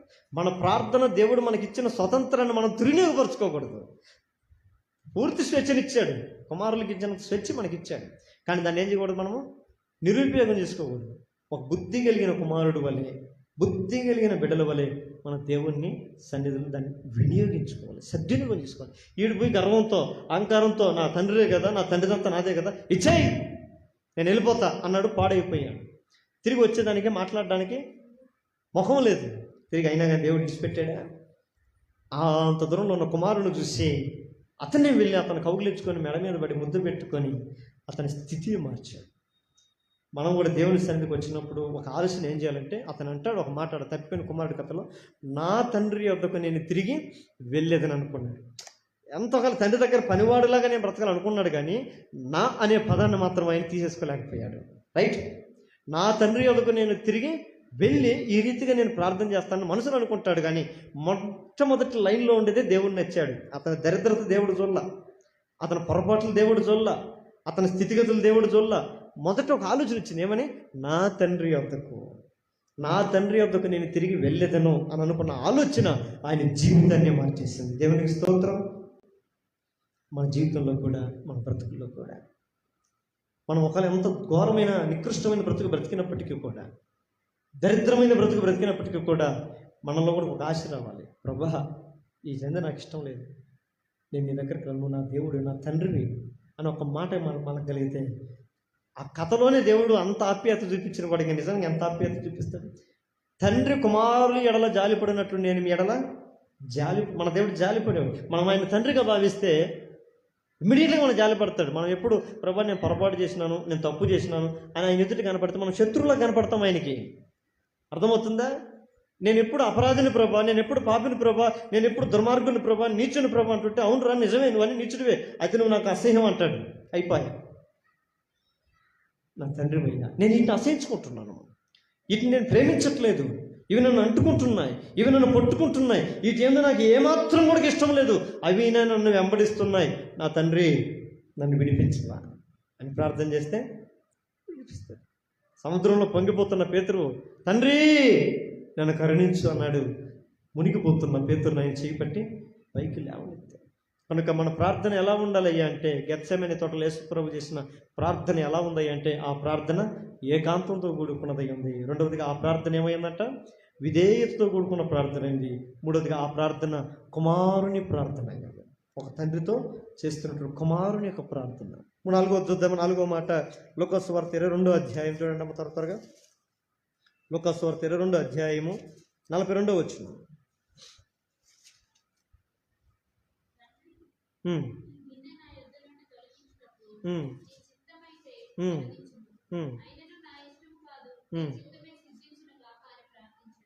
ఏం చేస్తున్నాడంట ఆయన, తండ్రి ఈ గిన్నె నా యొద్ద నుండి తొలగించుటకు నీ చిత్తమైతే తొలగించము, అయినను నా ఇష్టము కాదు, నీ చిత్తమే సిద్ధింపనుగాక, నీ చిత్తమే సిద్ధించనుగాక. ఈ ప్రార్థన చూడండి ఎంత ఉన్నతమైన ప్రార్థన, దేవునికి అప్పచెప్పుకునే ప్రార్థన. ఆమేన్.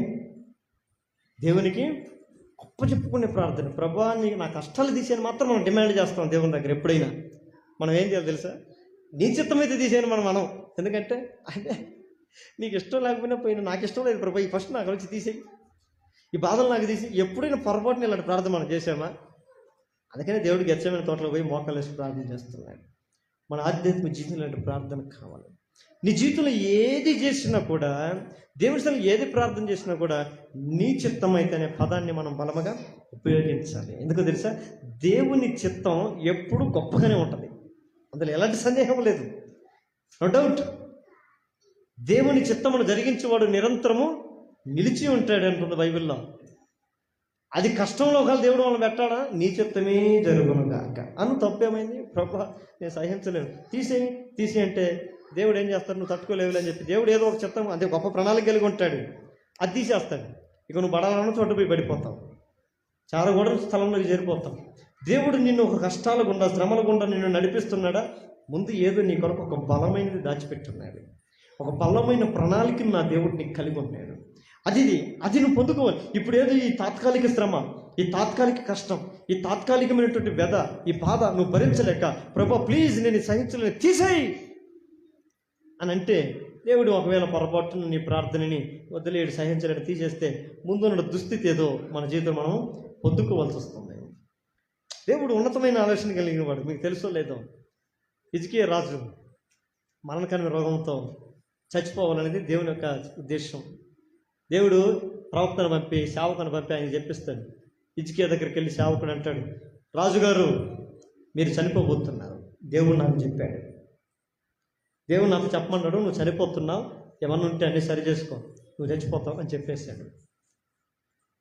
మోకం మీద ఆ రీతికి చెప్పేసి వాళ్ళకి ఎప్పుడో రావాల్సినాడు, అప్పుడే తెచ్చినంత పరిస్థితి అయింది. ఆమెను ప్రార్థన చేయడం ఆరంభించాడు. ప్రభా నేను అట్లా చచ్చిపోతే ఎట్లా ప్రభా, నేను చచ్చిపోతే ఎట్లా ప్రభా, ప్లీజ్ నేను చచ్చిపోకూడదు, నేను ఎందుకు బ్రతకాలి తెలుసా? నేను ఒకప్పుడు ప్రార్థన చేశా, ఒకప్పుడు నీ మందిరాన్ని నేను వెళ్ళా, నీ మందిరంలో నేను పనిచేశా, నీ మందిరంలో పాటలు పాడా, నీ మందిరంలో వాక్యం చెప్పా, నీ మందిరంలో ఉన్నతమైన పని చేశానయ్యా, కనీసం అయ్యన్న జ్ఞాపకం చేసుకొని ప్లీజ్ నన్ను బ్రతికించన్నాడు. దేవుడు గొప్పోడు కదా, దేవుడు గొప్పోడు కదా. వెంటనే అరే నిజమే కదా, ఇటు కసు ఉడిచాడు, చేపలు వేసాడు, అన్నం వండాడు, అది అన్నం వడ్డించాడు, నిజమే కదా. ప్రతి మంగళవారం సంఘ ప్రార్థనకి వెళ్తాడు, గురువారం గురువుకి వెళ్తాడు, ఆదివారం అయితే ఆరంభంలో ఉంటాడు. ఇంత చేశాడు కాబట్టి చేయకపోతే ఎట్లా? చేసినవి కాబట్టి అడిగాడు కాబట్టి దేవుడు చేశాడు. చేయని అని అడిగిందని ఆయనకి తెలుసు. మళ్ళా కొంతమంది ఏం చేయకుండానే చెప్తారంట, ఉంది కదా బైబిల్లో. మత్తయి సువార్తలో ఏమన్నాడు?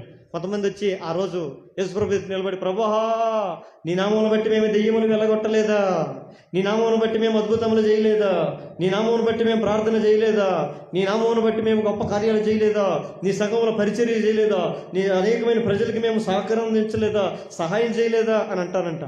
చేసినవన్నీ చెప్పుకుంటా ఉంటే అప్పుడు దేవుడు ఏమంటాడు వెంటనే? మీరెవరో, అరే ఆయనకి నిజంగా ఎవరు ప్రార్థన చేస్తారో, ఆయనకి నిజంగా ఎవరు సమర్పించుకుని ఉంటారో, ఆయనకి ఎవరు తను దేవునికి అప్పచెప్పుకుంటారో తెలియని అమాయకుడా దేవుడు, గుడ్డివాడా దేవుడు, చెవిటివాడా దేవుడు, మోగవాడా దేవుడు, ఆయన గ్రహింపు లేనివాడా? ఆయన సమస్తమును గ్రహించేవాడు. ఆమేన్. హృదయాంతరంగములన్నిటినీ పరిశోధించేవాడు నా దేవుడు. ఆమేన్. మన హృదయం నుంచి వచ్చే ప్రార్థన జీవితం అది హృదయపూర్వకమైందా కాదా? ఆధ్యాత్మిక జీవితం ఇది హృదయపూర్వకమైందా కాదా?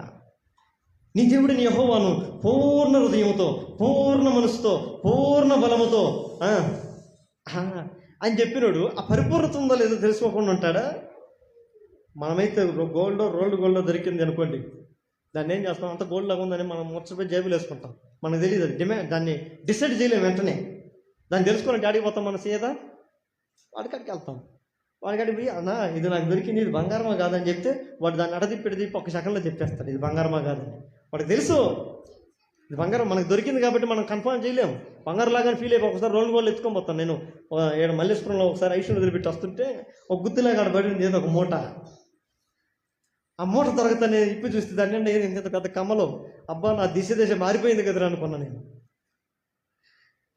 ఇంటికి పరిగెత్తుకొని తీసుకొని వచ్చా. ఏడ నాయన కూరన్న ఫాలో అవుతారు అని చెప్పి సందులు గొంతులలో మళ్ళా ఎవరన్నా ఫాలో చేస్తారేమో, కన్ఫ్యూజ్ చేసి ఇవ్వాలి మళ్ళా అని చెప్పి ఇంటికి వచ్చి పరిగెత్తుకొని వచ్చి ఆమె చేతులు పెట్టా. అప్పుడే రెడీ అయిపోయింది చక్కల్లో. పద చెట్టు దగ్గరికి వెళ్ళిపోవాలి.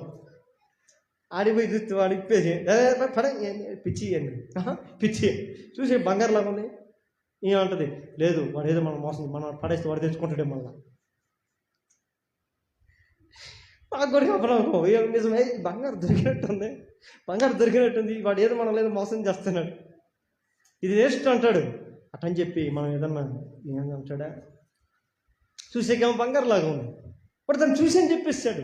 మన ప్రార్థన జీవితం, మన భక్తి జీవితం, మన విధేయత, మన యొక్క క్రైస్తవ జీవిత అనుభవం అది కరెక్టా కాదని ఎవరు చెప్పగలరు? కలిగి ఉండమని నా దగ్గరకు రండి అని పిలిచిన దేవుడు, నువ్వు మనం ఎట్టొచ్చినా కానీ, నేను ఎట్లా ప్రార్థన చేసినా, నేను ఎట్లా నడుచుకున్నా శబాష్ అంటాడా?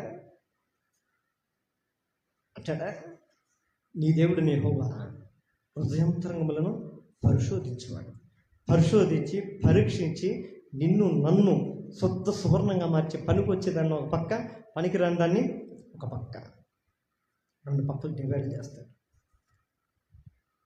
ఆ రీతి అనుభవం దేవుని యొక్క జీవితం మన జీవితంలోనికి ఆయన ప్రవేశించిన తర్వాత దేవుడు నీలో నాలో కోరుకునేది ఏంటంటే పరిపూర్ణత, సంపూర్ణత. అందుకని అంటాడు మన జీవితాన్ని ఏం చేయాలంటే ఆయన చిత్తానికి అప్పచెప్పుకోవాలి. అంటున్నాడు నీ చిత్తం అయితే ఇది జరగాలి. అది జరగాలంటే అది యేసుప్రభుకు తెలుసు కదా, ఆయన యేసుప్రభు సమస్తమని ఎరిగినవాడు అంటుంది బైబిల్లో కదా. ఇప్పుడు సిలువ శ్రమ ఎలా ఉంటుంది ఆయన తెలుసు కదా. అరే ఇన్ని రోజులు నేను వెళ్తుంటే ఈదుల రాజా శుభము, నీకు శుభమని ఏమేశారు? నేను ఆదివారం చెప్పారు అంశం మీద, మట్టలాదివారం గురించి చెప్పారా? ఏమేశారు? కవజరం మట్టలు, గాడిద మీద ఊరేగింపు, రోడ్డంతా బట్టలు ఊరేగించుకుని హోసన్నా నీకు జయమని పాట పాడిన వాళ్ళు రేపు నన్ను పట్టుకున్న తర్వాత ముఖం మీద ఊము వస్తారు, పిడికిలి బిగించి ఒక గుద్దు గుద్దుతారు, నా వీపు అంతా దున్నేస్తారు, నీచుగా అంటారు, దొంగ అంటారు, నరహంతకుడు అంటారు, ఎంటి ద్రోహి అంటారు. ఇన్ని మాటలు పడుతుంటే నేను తట్టుకోలేనయ్యా, ప్లీజ్ నాకు వద్దు, తీసేయి ఈ శ్రమ అన్నాడా? నీ చిత్తమైతే, అబ్బా ఎవరినమ్మడమ్మా, నీ చిత్తమైతే తీసి, ఇది నా ఇష్టం కాదు నీ ఇష్టమే జరుగునగాక, దేవునికి మహిమ కలుగునగాక. దేవుడు ఏరు కోరి ఎప్పుడు మనం కష్టాలు పెట్టడు. మనం ఒక్కటి ఎరగాలి, క్రైస్తవుడు కష్టాలు పడుతున్నాడంటే దేవుడు ఎందుకు నన్ను ఇంత కష్టపెడుతున్నాడు, దేవుడు ఎందుకు నన్ను ఇంత బాధ పెడుతున్నాడని ముందున్న భవిష్యత్తు గురించి మనం తెలియక అజ్ఞానంగా మాట్లాడతాం. దేవుడు ఏ వ్యక్తిని కూడా పొరపాటును కూడా కావాలని కష్టాలు పెట్టడు. ఇప్పుడు కష్టపెడుతున్నాడంటే రేపు నిన్ను సుఖపెట్టుటకే. ఆమేన్. ఇప్పుడు నిన్ను నలగొడుతున్నాడంటే రేపు నిన్ను ఉజ్జీవింపజేయుటకే. నిన్ను ఇప్పుడు ఏడిపిస్తున్నాడంటే రేపు నవ్వించుట కొరకే. ఇప్పుడు నిన్ను బాధ పెడుతున్నాడంటే రేపు సంతోషంగా పెట్టుట కొరకే. నీ జీవితంలో ఇప్పుడు ఏ వ్యధ అనుభవిస్తున్నావో, ఏ అవమానం అనుభవిస్తున్నావో, ఏ కష్టం అనుభవిస్తున్నావో అవి నీకు రాబోయే రోజుల్లో అవి ఉన్నతమైన ఆశీర్వాదాలు అవి. ఆమేన్. అంతేగాని ప్రభువులో ఉండి మనం అందుకనే కష్టం అనిపించినట్లు మీరు సంతోషించినట్టారు. దేవుని యందు మీరు హింసించినప్పుడు, దూషించబడినప్పుడు, అవమానపరచబడినప్పుడు అవి మీరు ధన్యములని భావించండి. నేను దేవుని కొరకు ఎంత సేవ చేస్తున్నాను, వీళ్ళేది నన్ను అండవు అని నేను బాధపడితే నాకు కావాలదే. నేను అంటాను, నేను నా మాటలు పెట్టి కొంతమంది బాధపడుతుంటాను, అరే ఈయనేంది ఈయన వాక్యం చెప్తాడు, ఈయనట్టు చెప్తాడు ఈయనంటే నేను అంటా వెరీ గుడ్, ఇప్పుడు నాకు సంతోషం అయిపోయింది, నేను దేవుడు చెప్పినట్టుగా నేను నడుస్తున్నాను. అందుకనే వాడు అవతల వారికి మనసు చురుక్కనింది. నేను ఎక్కడ మనుషులకు మెప్పు కోరుకోవట్లే, మనుషుల మెప్పు నేను ఇష్టపడట్లే. నేను మనుషులు మెప్పుకొని కోరుకుని బోధిస్తే నేను మనుషులకి ఏమవుతాను? హీరో అయిపోతా, గొప్ప అయిపోతా. అన్నా నువ్వే వాక్యం చెప్పాలన్నా, అన్నా నువ్వే వాక్యం చెప్పాలన్నా, మనుషుల్ని బాధించేటట్లుగా, మనుషులను నొప్పించేటట్లుగా, మనుషులు మార్పు చెందేటట్లుగా మాట్లాడిస్తున్నాడంటే దేవుడు. నేను ఇప్పుడు ఎక్కడున్నాను? యేసుప్రభుని కూడా ఏమన్నారు? ఏయ్ నువ్వేందురా మాకు చెప్పేది, దెయ్యం పట్టినోడా, తిండిపోతాడా, తిరిగిపోతాడా, తాగుపోతాడా, నువ్వు సక్రంగా ఉన్నావు మాకు చెప్పటానికి అన్నారు. కానీ ఆయన ఏం పట్టించుకోలే. దేవుడు ఉన్నతమైనటువంటి పిలుపులో మనం ఉన్నాం. మనం ఆయన పిలుపులో, ఆయన ఉద్దేశంలో ఉన్న మనందరం కూడా మన జీవితాన్ని ఆయన చిత్తానికి అప్పచెప్పుకోవాలి. అంటే ఒక ఉన్నతమైనటువంటి జీవితం ఏంటంటే ఆసక్తితో కూడుకుని దేవుని కొరకు శ్రమ పడుటకు కూడా, కష్టపడుటకు కూడా మనం ఏం కలిగి ఉండాలి? ఆసక్తి కలిగి ఉండాలి, ఆసక్తి ఉండాలి. మన బ్రతుకుల పట్ల, మన కుటుంబం పట్ల, మన భవిష్యత్తు పట్ల మనం ఎలాంటి ఆసక్తి కలిగి ఉంటామో దేవుని చిత్తమును జరిగించుట్లో కూడా మనము అలాంటి ఆసక్తి కలిగిన వారమై మనం ఉందుముగాక. చివరికి ఆఖరి ఒక మాట చూసుకొని ప్రార్థన చేసేసుకుందాం. చూడండి, లూకాసు వార్త 22వ అధ్యాయము 43వ వచనం. లూకాసు వార్త 22వ అధ్యాయము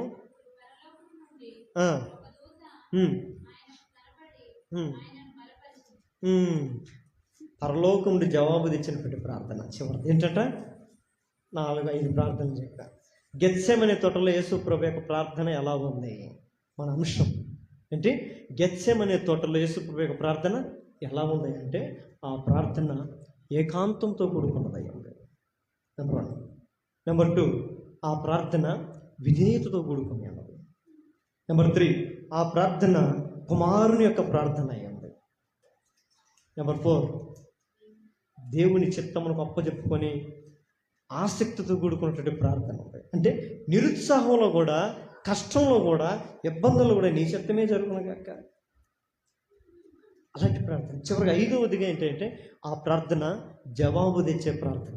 మన జీవితంలో మనం ప్రార్థన చేస్తాం. ఎన్ని ప్రార్థనలు జవాబులు వచ్చి ఉంటాయి? ఎన్ని ప్రార్థనలు జవాబులు వచ్చి ఉంటాయి? మీరు కొంతమంది నా ప్రార్థన జవాబు ఇచ్చావు ప్రభు అన్న వాళ్ళు కొంతమంది చెప్పండి. ఇచ్చారు, చాలా ఇచ్చి ఉంటుంది. ఆమె దేవునికి మహిమ కలుగును గాక. మనము ప్రార్థన చేస్తే జవాబు రావాలి. అది ఆలస్యమైనా, అది లేట్ అయినా ఖచ్చితంగా ప్రార్థన జవాబు రావాలి. అందుకని అంటాడు, నీ దేవుడు నీ ఎడల ఆలస్యం చేస్తున్నాడు అనుకోమాక, అలక్ష్యం మాత్రం నిన్ను చేయడా. ఆలస్యం అమృతమని మనం అంటాం బయట. అయితే దేవుడి కాడికి వచ్చే ఆలస్యం జరిగితే మన మనసు విషమైపోద్ది, కలవరం అయిపోద్ది, కలవశం అయిపోద్ది, విశ్వాసమే కోల్పోతాం. ఇంకేం ప్రార్థన, ఇంకేం ప్రార్థన, ఇంక చిచి, ఇంక ప్రార్థన అవసరం వద్దు. దేవుడు ఆలస్యం చేస్తున్నాడు అంటే అద్భుతాలు చేయటానికి. ఆమె మనం తొందరపడి చిన్నది కోరుకుంటాం. ఎంత మోసుకొని వెళ్ళి అంత పెట్టుకుంటే అంతే కూడుకుంటుంది. ఆలస్యం అవుతుందంటే అద్భుతాలు దేవుడిని నీ జీవితంలో జరిగించడానికి, అలాంటి ఉన్నతమైన కార్యములు జీవితం జరిగించడం. అందుకని మనం ప్రార్థన చేస్తే మన ప్రార్థనకి యేసు ప్రభు ప్రార్థన చేశాడు. ఏకాంతంతో చేశాడు, విధేయతతో చేశాడు, కుమారుని వలె చేశాడు, ఆసక్తితో చిత్తముతో దేవునికి అప్పచెప్పుకొని చేశాడు. అట్టి అనుభవంతో కూడినప్పుడు పరలోకం నుండి జవాబు వెంటనే వచ్చింది. మన జీవితంలో కూడా దేవుని సహాయం, దేవుని యొక్క ఉన్నతమైనటువంటి స్థానంలోంచి ఆయన యొక్క ఉత్తరాన్ని మనం పొందుకోవాలి. అప్పుడు ఆ ప్రార్థన ఎలా ఉండాలంటే మనం చేస్తే మన ప్రార్థనకు సమాధానం దొరకాలి. కొంతమంది సమాధానం కోసం ప్రార్థన చేస్తారు. ప్రభా, సంఘముతో సమాధానంగా ఉండే మనసు నాకు దయచేయమని ప్రార్థన చేస్తాం. ఆమె అన్న తర్వాత సమాధానం ఉండదు. అంటే నీకు దేవుడు ఏమీ లేదు, జవాబు ఇలా. నువ్వు కలిసి సమాధానం ఉండలేకపోతున్నావు తిరిగి ప్రార్థన చేసి. అంటే దేవుడు నీతో మాట్లాడి నీ ప్రార్థన ఇష్టపడట్లే, అసహించుకుంటున్నాడు నీ ప్రార్థన. ఒక రకంగా చెప్పాలంటే అంటే నీ ప్రార్థన వినటం లేదు అని అర్థం. ప్రార్థన దేవుడు వినకుండా ఉండేది 2 పరిస్థితులు, 2 దానికి 40 కారణాలు పెట్టడు దేవుడు. 2 సందర్భాల్లో దేవుడు మన ప్రార్థన అంటాడు. నెంబర్ 1, మనం పాపం చేసినప్పుడు దేవుడు మన ప్రార్థన వినడు. 2వదిగా మనం ప్రార్థన 2వసారి వినకుండా ఉండేది ఎప్పుడంటే మనం ఒక్కొక్కసారి చెయ్యి అటు విడిచి అటు గొప్పగా రేపటి రోజుల్లో నిలబడాలని, నిన్ను గెలిపించుట కొరకు కూడా, నిన్ను బలమైన లోకంలో విజయంలో నిన్ను నిలబెట్టడానికి కూడా దేవుడు నిన్ను చెయ్యి విడుస్తాడు. యేసు ప్రభు అదే అంటాడు, దేవా దేవా నన్నెందుకు చెయ్యి విడిచితివి. ఇప్పుడు ఎడవకపోతే లోకంలో రాబోయే రోజుల్లో అనేకులు నీ చేతి కిందకి రావాలి. ఆమేన్. ఇప్పుడు నేను కనికరపడి, ఇప్పుడు తొందరపడి నేను నీకు వచ్చి నేను చేపట్టుకుని బ్రతికిస్తే అనేకులు పాపంలోనే బ్రతుకుతారు. ఇప్పుడు ఈ సమయం నేను విడిచిపెడితే అనేకులు పాపంలోంచి విడిపించబడతారు. ఆమేన్. విడిచిపెట్టాలి, తప్పదు. 2 సందర్భాల్లో పాపుల మొర యెహోవా ఆలకించకపోవనంటుంది. మన పాపంలో ఉంటే పొరపాట్లు దేవుడు మాట్లాడడం. మనం మంచి కోరుకున్నప్పుడు కూడా దేవుడు ఏంటలేదంటే ఏంటి చాటండి, నేను అందరితో సమాధానం కలిగి జీవించాను ప్రభు, ప్లీజ్ నాకు దయచేయి అని నువ్వు ప్రార్థన చేసిన వెంటనే కళ్ళు తెరిస్తే ఏమైపోవాలి, సమాధానంతో నిండిపోవాలి. జక్కయ్య తన ఇంటికి పిలుచుకున్నాడు యేసు ప్రభుని. ఎప్పుడైతే ఇంట్లోకి చేరాడో ఏమయ్యాడు, అంతవరకు ఎవరెవరి దగ్గర దౌర్జన్యంగా విక్కున్నాడో వాళ్ళందరికీ ఏం చేశాడటమ్మా, 4 గంటలు నేను ఎంతగా నేను తిట్టాను, పోయి ఆ సహోదరిని గట్టిగా కౌగిలించుకొని, నా వల్ల మీరు ఇన్ని దినాలు నా మాటల వలన నా సమస్యల వలన మీరు బాధపడుంటే ఐఎమ్ సారీ అని కౌగిలించుకొని ఏం చేయాలి, తప్పులేదు.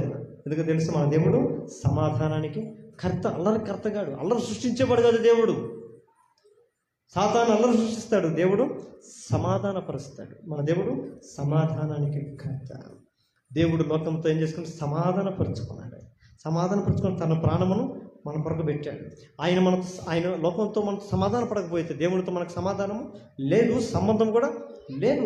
దేవునితో సంబంధం చేయటానికి ఆయన మనతో సమాధానం పడ్డాడు. లోకంలో ఉన్నట్టు మనము కూడా, సంఘంలో ఉన్న మనము కూడా అనేకులతో మనము కూడా ఏం కలిగి ఉండాలి? సమాధానం. ఆ సమాధానం కొరకు మనం ప్రార్థన చేసినప్పుడు దేవదూత పరలోకము నుండి దేవుని దగ్గరికి దిగి వచ్చి తనని కట్టి ఏం చేసిందంట? బలపరిచింది. దేవునికి స్తోత్రం. ఈ రాత్రి మోకాళ్ళ మీదకి వద్దాం, మనందరం కూడా మోకాళ్ళ మీదకి వద్దాం. ఈ రాత్రి నువ్వు నేను చేసే ప్రార్థనకి జవాబు ఖచ్చితంగా రావాలి. రావాలి, ఖచ్చితంగా జవాబు రావాలి. ఎందుకో తెలుసా? యేసు ప్రభు ప్రార్థన చేస్తే జవాబు వచ్చింది, అబ్రహాము ప్రార్థన చేస్తే జవాబు వచ్చింది, దానియేలు ప్రార్థన చేస్తే జవాబు వచ్చింది, యోషువ ప్రార్థన చేస్తే జవాబు వచ్చింది, మోషే ప్రార్థన చేస్తే జవాబు వచ్చింది, యోషువ ప్రార్థన చేస్తే జవాబు వచ్చింది, పౌలు ప్రార్థన చేస్తే జవాబు వచ్చింది, ఇంకా పౌలు శీలలు ప్రార్థన చేస్తే జవాబు వచ్చింది. మరి మన ప్రార్థన చేసే జవాబు రావడమే దరిద్రం కాకపోతే మనం ప్రార్థన చేస్తున్నామా? ఇంకేమైనా చేస్తున్నామా? మనం చేసేది ప్రార్థనే. ఆ ప్రార్థనలో శక్తి ఉంది, మన ప్రార్థన బలహీనతుంది. ఈ రాత్రి గెత్సెమనే తోటలో దేవుడు ఇస్తున్న అనుభవంతో కూడుకున్నటువంటి బలమైన ప్రార్థనతో దేవుడి నుంచి ఒక బలమైన సమాధానం, బలమైనటువంటి జవాబును మనం పొందుకుందాము గాక. గెత్సెమనే తోటలో యేసు ప్రభు నలిగిపోతున్నాడు. ప్రార్థనలో మన జీవితంలో నలగొట్టుకోవాలి. ప్రార్థనలు మన జీవితాన్ని చిన్న భిన్నం చేసుకోవాలి. ఏదైతే నలగొట్టబడుతుందో, ఏ గోధుమ గింజ దంచబడుతుందో, అది రుద్దబడుతుందో, పిప్పి చేయబడుతుందో, నీ నోటికి అది రుచికరమైనటువంటి రొట్టిగా మార్చబడుతుంది. ఈ లోకంలో ప్రభు కొరకు ఉన్నతమైన జీవితం జీవించాలంటే, ఉన్నతమైన బ్రతుకును మనం బ్రతకాలంటే, ప్రభు కొరకు ఒక బలమైన శక్తి కలిగిన పాత్రగా మనం బ్రతకాలనంటే మనం కూడా ఏం చేయాలి? గెత్సెమనే తోటలో యేసు ప్రభు నలిగినట్టుగా మనం ఏకాంతంతో కూడుకొని ప్రత్యేకించుకోవాలి. ప్రత్యేకత అనుభవంలో మనం వెళ్ళాలి. నెంబర్ 2 ఏం చేయాలి? విధేయత కలగాలి, సాగిలపడాలి. మూడవదిగా ఆ ప్రార్థన కుమారుని ప్రార్థన, దేవునితో సన్నిహిత సంబంధం కలిగినటువంటి ప్రార్థన. నాలుగవదిగా ఆసక్తితో కూడుకున్నట్టు దేవుని చిత్తమును అప్పచెప్పుకునే ప్రార్థన. చివరిగా ఆ ప్రార్థన జవాబును పొందుకున్నటువంటి ప్రార్థన. ఈ రాత్రి కూడా మన జీవితంలో ఇలాంటి ప్రార్థన తెప్ప.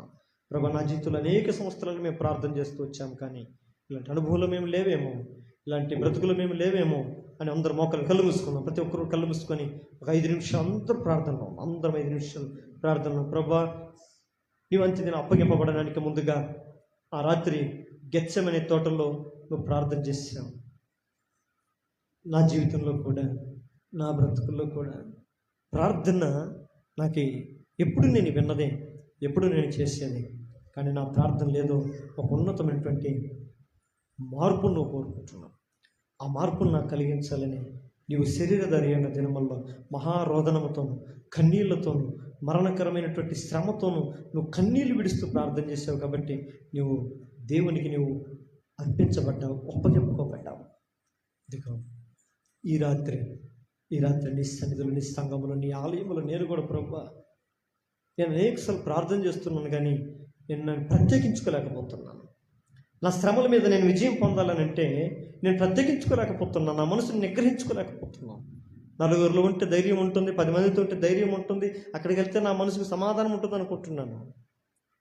నేను జయించలేకపోతున్నాను. ప్రభా, ప్లీజ్ ఈ రాత్రి ఇదిగో నా మనసుని ఎత్తిపట్టి నీ దగ్గరకు వస్తున్నాను. నేను ముందుకు సాగిపోతున్నాను, నీ చెంతకు చేరుతున్నాను, నీ సమ్ముఖంకి వస్తున్నాను. నన్ను చూడు, నా పరిస్థితి చూడు. రేపు రాబోయే రోజుల్లో కష్టం నేను ఒక్కని అనుభవించాలి, ఎవరు కాదు. ఆ కష్టంలో నాతో ఎవరు ఉండకపోయినా పర్వాలేదు, నీవు ఉండాలని నీ దగ్గరకు వస్తున్నానయ్యా. నన్ను ఎవరు అర్థం చేసుకోలేకపోయినా, నా భారము ఎవరు పాలు పంపులు పొందుకోకపోయినా నువ్వు నిలిచుండేది నువ్వు ఒక్కడమే. అందుకని నేను వీళ్ళందరినీ దాటుకొని నీ దగ్గరకు వస్తున్నాను, నీ చెంతకు చేరుతున్నాను ప్రభా అని ప్రార్థన చేస్తాను. రెండవదిగా విధేయతతో కూడుకున్న, నమ్రతతో కూడుకున్న ప్రార్థన, తగ్గింపుతో కూడుకున్న ప్రార్థన. సమస్యలు ఎదుట మనం తగ్గకూడదు. కష్టాలు ఎదుట, ప్రతికూల పరిస్థితులు ఎదుట నువ్వు పొరపాటున నువ్వు చతికిలబడకు. నీ కష్టాలు ఎదుట నువ్వు నిలబడు. ప్రభు దగ్గరికి వెళితే సాగిలపడు. దాని ఎదుట నువ్వు పెరిగేవాడిగా కనపడమాక, నీ కష్టాలు ఎదుట బలహీనుడిగా కనపడమాక, అక్కడ గాంభీర్యం చూపించు. ప్రభు దగ్గరికి వెళ్ళి బలహీనుడిగా నువ్వు కనపడు. బలవంతుడిగా దేవుడు నీకు సహాయం చేస్తాడు. నీ పరిస్థితులు నీ వెనక ఎలాంటివి ఉన్నాయో, నువ్వు ఎదుర్కోబోతున్న పరిస్థితులు ఎలాంటివో భయపడకు, జడీకు, దిగులు పడకు, నిబ్బరము కలిగి ఉండు, ధైర్యం కలిగి ఉండు. దేవుని కొరకు నువ్వు నిరీక్షణ కలిగి ఉండు. దేవుడు నీ పక్షమున కార్యములు జరిగించు దేవుడు, బలమైన కార్యములు జరిగిస్తాను నా దేవుడు. మూడవదిగా కుమారుని ఆ ప్రార్థన, కుమారుని యొక్క ప్రార్థన. తండ్రితో నువ్వు అప్పుడు ఒక కుమారుడిగా మాట్లాడు. నీ దేవుడు ఎలా ఉండాలని కోరుకుంటున్నాడు తెలుసా? నేను పరిశుద్ధుడినే ఉన్నాను అంటున్నాడు. ఆయన కుమారుడువా, పరిశుద్ధత కలిగి ఉండాలని ప్రార్థించు. నువ్వు యథార్థవంతుడును, నువ్వు ఆయన కుమారుడువా, నువ్వు యథార్థవంతుడినే ఉండాలని ప్రార్థించు. నేను పరిపూర్ణుడును, నువ్వు ఆయన కుమారుడువా, పరిపూర్ణత కలిగినట్లుగా నన్ను మార్చు అని ఒక కుమారుడు తండ్రితో సన్నిహిత సంబంధంతో ఉన్నట్లుగా నువ్వు ప్రార్థించు. ఆయన ఎలా రీతిగా ఉన్నాడో, ఆయన ఎలాంటి వాడో ఆయనలోనికి మార్చబడాలని నువ్వు ప్రార్థించు. ఆయన ఒక జీవితం అయితే నీదొక జీవితం, ఆయనది ఒక విధానం అయితే మనదొక విధానంగా ఉండకూడదు. ఆయనకి అనుకూలముగానే మనం ఎన్ని ప్రార్థనలు చేసినా మన జీవితంలో ఆయన ఆలకించడు, స్వీకరించడు. ఆయన చిత్తంలోనికి వెళ్దాం, ఆయన మార్గంలోనికి వెళ్దాం, ఆయన మనస్సు వైపు వెళ్దాం, ఆయన చూపించు విధానంలోకి వెళ్ళి ఆయన కుమారుల వల్ల మనం ప్రార్థన చేద్దాం. అప్పుడు ఆయన మన ప్రార్థన ఆలకిస్తాడు. తప్పిపోయిన కుమారుడైనప్పటికీ కూడా నా తండ్రి ఎదుటికి నేను వెళ్ళాలనుకున్న ఆలోచన ఆయన జీవితాన్ని మార్చింది. ఒకవేళ నువ్వు పరిస్థితుల్లో తప్పిపోయి ఉండొచ్చు, ఆలోచనలో తప్పిపోయి ఉండొచ్చు, జీవిత విధానంలో తప్పిపోయి ఉండొచ్చు, భక్తులు తప్పిపోయి ఉండొచ్చు, ప్రార్థనలో తప్పిపోయి ఉండొచ్చు, ఆ ఉన్నతమైన ఏ పరిస్థితుల్లో తప్పిపోయి ఉండొచ్చు. డోంట్ వరీ, నువ్వు తప్పిపోయి ఉన్నావు అనుకో, కానీ దేవుడు నిన్ను విడిచిపెట్టలేదు. నువ్వు ఒక్క ఆలోచన నేను దేవుని దగ్గర నడిపించగలుగుతావు. ఏంటి తెలుసా? నా తండ్రి అనిపించి ఆ పిలుపు. నువ్వెంత దూరం ఉన్నా సరే ఆ పరిస్థితుల నుంచి నా తండ్రి అని ఒక మాట నువ్వు పిలవగలిగితే నా దేవుడు నీ సంతకు వస్తాడు, నిన్ను కౌగిలించుకుంటాడు, నిన్ను ప్రేమగా ఆయన ముద్దు పెడతాడు, నీ పరిస్థితులన్నీ మారుస్తాయి. అందుకని నాలుగవదిగా ఆసక్తితో దైవ చిత్తానికి అప్పచెప్పుకునే ప్రార్థన. నీ పరిస్థితులు ఎలాంటి అన్నా ఉన్నాయి, ఎలాంటి పరిస్థితులు ఉన్నాయి, భయపడకు. నీ చిత్తమే జరుగునుగా కానీ ప్రార్థించు. నువ్వు చేస్తున్న పని దేవుని పని. ప్రజలెవరు నీ భక్తిని అర్థం చేసుకోలేకపోయినా పర్వాలేదు, నీ జీవిత విధానాన్ని అర్థం చేసుకోక పర్వాలేదు. నువ్వు మనుషులకు అది అర్థం కావాల్సి ఉన్నాయి. ఏ దేవుడిని అయితే ఆరాధిస్తున్నావో, ఏ దేవుడిని అయితే విశ్వసిస్తున్నావో ఆ దేవుని ఎదుట నువ్వు నిష్కలంకంగా లేనివాడిగా ఉండాలి, కలంకం లేనివాడిగా ఉండాలి, మచ్చ లేనివాడిగా ఉండాలి. ఏమాత్రం వాడికి ఏది చూపున కనపడ దేవుడు నిన్ను చూసి ఉమ్ము వేయినంతగా నువ్వు కనపడకూడదు, ఉమ్ము వేసేంతగా ఎదుటి నువ్వు నిలబడకూడదు. నిష్కలంకుడిగా, పరిశుద్ధుడిగా, ఎలాంటి మడత మచ్చ లేని వ్యక్తి వలె నువ్వు ప్రభు ఎదుట, ప్రభు సంఘం ఎదుట నువ్వు నిలబడాలి. చివరిగా ఆఖరిగా ఆ ప్రార్థన జవాబుతో పొందుకున్నటువంటి ప్రార్థన. ఈ రాత్రి మన ప్రార్థన జవాబులు పొందుకోవాలి. ఏదైతే అడుగుతున్నామో అది పొందుకోవాలి. నువ్వు జీవితంలో ఏదైతే కోరుకుంటున్నావో అది అనుభవించాలి. అప్పుడు దేవుడు నీ పక్షాన ఉన్నాడని అర్థం. నీ కుటుంబం బాగుపడాలని కోరుకో, నా బిడ్డలు బాగుపడాలని కోరుకో, నా భర్త బాగుపడాలని కోరుకో, నా భార్య బాగుపడాలని కోరుకో, నా తల్లిదండ్రులు బాగుపడాలని కోరుకో. ఎవరెవరైతే నీకు వ్యతిరేకంగా ఉన్నారో వారందరూ నీకు ప్రాణ స్నేహితులుగా, నా యొక్క మేలు కోరుకునే వాళ్ళుగా, నేను వారి కొరకు ప్రయాసపడినట్లుగా, నేను ఒకరినొకరు ప్రేమించుకునేవారుగా ఉండాలని, ఈ లోకంలో నాకు శత్రుత్వంతో నాకు విరోధమైనది ఏది లేకుండా ఉండాలని నువ్వు ప్రార్థన చేస్తే ఇమ్మీడియట్గా దేవుడు నీ యందు సమాధానం కలిగిన వాడై ఉంటే నిశ్చయంగా నీ జీవితంలో ఆయన జవాబును అనుగ్రహించుగాక. అరితిగా ఉండాలని ప్రార్థన చేసుకున్నాం. ప్రార్థన చేసుకున్నాం. ప్రేమ కలిగిన మా తండ్రి, కృప కలిగిన మా దేవ, ఈ పరిశుద్ధమైన మీ నామానికి స్తుతులు స్తోత్రములు వందనాలు. మంగళవారము సంఘములో, మీ సన్నిధిలో, మీ ఆలయంలో ప్రార్థించుటకు మీరు మాకు ఇచ్చిన కృపను ఈ శ్రమయందు అయిన ప్రభావ మా కొరకై నువ్వు ప్రాణం పెట్టుకుని లోకానికి సంపాదించుకోవడానికి ముందుగా గెత్సేమనే తోటలో నువ్వు చేసిన ప్రార్థన జీవిత అనుభవాన్ని మేము జ్ఞాపకం చేసుకుంటూ ధ్యానిస్తుంది. ప్రార్థనలను మా జీవితాన్ని పిండి వేసే ఉన్నతమైనటువంటి సన్నివేశం. ఆ ప్రదేశంలో నువ్వు కలవరపడ్డాను, శ్రమపడ్డాను, నెలకొల్పుతున్నాను. దేవుని సన్నిధిలో విధేయతలతో ప్రార్థన చేస్తాం. లోకానికి గొప్ప కార్యం అందించుటకు ఒక బలమైన ప్రార్థన జీవితం మా జీవితానికి, మా బలానికి నేర్పిస్తూ వచ్చాం. ఈ లోకంలో మేము కూడా సంఘంలో, సమాజంలో, కుటుంబంలో అనేకులు ఆయన గొప్ప కార్యములను జరిగించి గొప్ప రక్షణ కార్యానికి మూల బిందువులను మేము మార్చవాలని ఆశపడుతున్నాం. కనుక మా జీవితంలో కూడా అలాంటి ప్రత్యేకతతో కూడుకున్న ప్రార్థన, అలాంటి విధేయతతో కూడుకున్నటువంటి ప్రార్థన, అలాంటి ఒక దైవ చిత్తంలో ఆసక్తితో అప్పగింపుకున్నటువంటి ప్రార్థన, తండ్రి కుమారుడితో చేసినటువంటి ప్రార్థన, ఆ లోకం జవాబు పొందుకున్నటువంటి ప్రార్థన మా జీవితంలో మేము పొందుకొని మాకు అనుభవిస్తూ ఆచరిస్తూ మా జీవితంలో గొప్ప కార్యాలు పొందుకున్నట్టు మాకు సహాయం దయచేయమని వేడుకొంచున్నాం. చేరుతున్న ప్రతి బిడ్డను మీరు దీవించండి, ఆస్వాదిస్తున్నారు. దేవా, సంఘ సేవలను విస్తరింపజేయండి, సంఘ విశాలపరుస్తున్నారు. అనేకమైన లోకాల కుటుంబాలు నడిపిస్తున్నాయి. ఈ రెండు వివిధ సంఘంలో సాతాను అపవాది సంఘంలో గలిబిలి నడుపుతున్నట్లుగా అపవాది కార్యాలన్నింటినీ నజరేయుడైన యేసుక్రీస్తు నామములో అణిచివేయుదురుగా. ఈ సంఘానికి నువ్వు నాయకుడు అయితే, ఈ సంఘానికి నువ్వు అధికారం అయితే, నీ విరోధిగా రూపింపబడిన ఏ ఆయుధం కూడా వర్తిల్లదని నువ్వు గమనించాలి. ఆ మాట సత్యమైతే సంఘానికి వ్యతిరేకంగా వేసుకున్న ప్రతి శక్తుల ప్రభావాలన్నీ నజరేయుడైన యేసు నామములో తొక్కివేయబడినగా ప్రార్థన చేస్తున్నాం. సంఘంలో ఉన్న ప్రతి కుటుంబంలో అందరూ కూడా సమాధానం కలిగి, ఐక్యత కలిగి, అన్యోన్యత కలిగి, క్రీస్తు మా కొరకు సమర్పించి పన్నటి సంఘం వలె మేము కూడా ఇతరులు కూడా అనేకుల కొరకు మా ప్రాణాలు పెట్ట బద్దులై సంఘం కొరకు, సంఘ క్షేమం కొరకు, సంఘ శ్రేష్ఠ ప్రయాసపడినట్లుగా మా అందరి జీవితాల్లో ఈ బలమైన నీ ఆత్మ అభిషేకంలో కుమరించుగా ప్రార్థన చేస్తున్నాం. దాని కుటుంబం, అనిల కుటుంబాన్ని, ప్రభా వేణు కుటుంబాన్ని, బాబు కుటుంబాన్ని, ఆయన ప్రభా సతీష్ కుటుంబాన్ని, మా కుటుంబాన్ని, రాజ కుటుంబాన్ని, శ్యాము సునీతమ్మ కుటుంబాన్ని, ఆయన రంజిత్ కాలువల కుటుంబాలను, ప్రేమ కుమార్ కుటుంబాలను అందరినీ జ్ఞాపకం చేస్తున్నాం. స్థిరపరచు 59 కుటుంబాలను నడిపిస్తుంది. ఈ సంఘంలో మేమందరము కూడా తండ్రి ఈ సంఘంలో అతుకబడిన వారు, ఆయన కట్టబడిన వారు, ఆయన ప్రభు నీ కొరకు ఒక బలమైనటువంటి పాత్రలో సంఘంలో, సమాజంలో లోకం ఉపయోగపడినట్లుగా సహాయం తెచ్చింది. సంఘంలో ప్రతి కుటుంబాల్లో బాధలు, శ్రమలు, కష్టాలు, సమస్యలు అన్ని తీసుకుని బిడ్డలకు సంపూర్ణ ఆరోగ్యం, సమాధానం, శాంతి, నెమ్మదిలో తెచ్చేయండి. తుదికి మేమందరూ శక్తి కలిగిన వారమైంది. ఈ అంత్య దినాల్లో అంత్య అభిషేకం అందరినీ మేము పొందుకొని ఈ కొరకు ఒక బలమైన సాక్షులు పెడుతున్నట్టు సహాయం తెచ్చుకోండి. ప్రభు చూపిస్తున్నాం. ముందున వారి గురించి జ్ఞాపకం చేసుకొని ప్రకటింపడే ప్రతి కార్యక్రమం జరుగుతూ సహాయం తెచ్చుకోండి. ఇక్కడ జరిగే ప్రార్థనలు, తండ్రి సంఘం జరిగే ప్రభావ విజ్ఞాపన రాజు జరిగే ఆరాధనలో కూడా ఇవన్నింటిలో కూడా మీ సహాయం నడిపింపు తెచ్చుకోండి. మీ ప్రభు చూపిస్తున్నాము. అన్నిటికీ ఆయన ప్రభావ ప్రతి దానికి నువ్వు మామూలుండి ఇశ్రాయేలు ప్రజలు తోడి నడిపించినట్లుగా మీరు నడిపించదు కనుక యేసుక్రీస్తు శ్రేష్టమైన పరిశుభ్రమైన నామమున ప్రార్థించండి వేడుకుంటున్నాము తండ్రి. ఆమేన్. నా ప్రాణమై యెహోవాను సన్నిధించు, నా అంతరంగ సమస్తమైన పరిశుద్ధ నామమును సన్నిధించు, నా ప్రాణమై యెహోవాను సన్నిధించు. ఆయన చేసిన ఉపకారములు దేవుని. ఆమేన్. Praise the Lord. Praise the lord.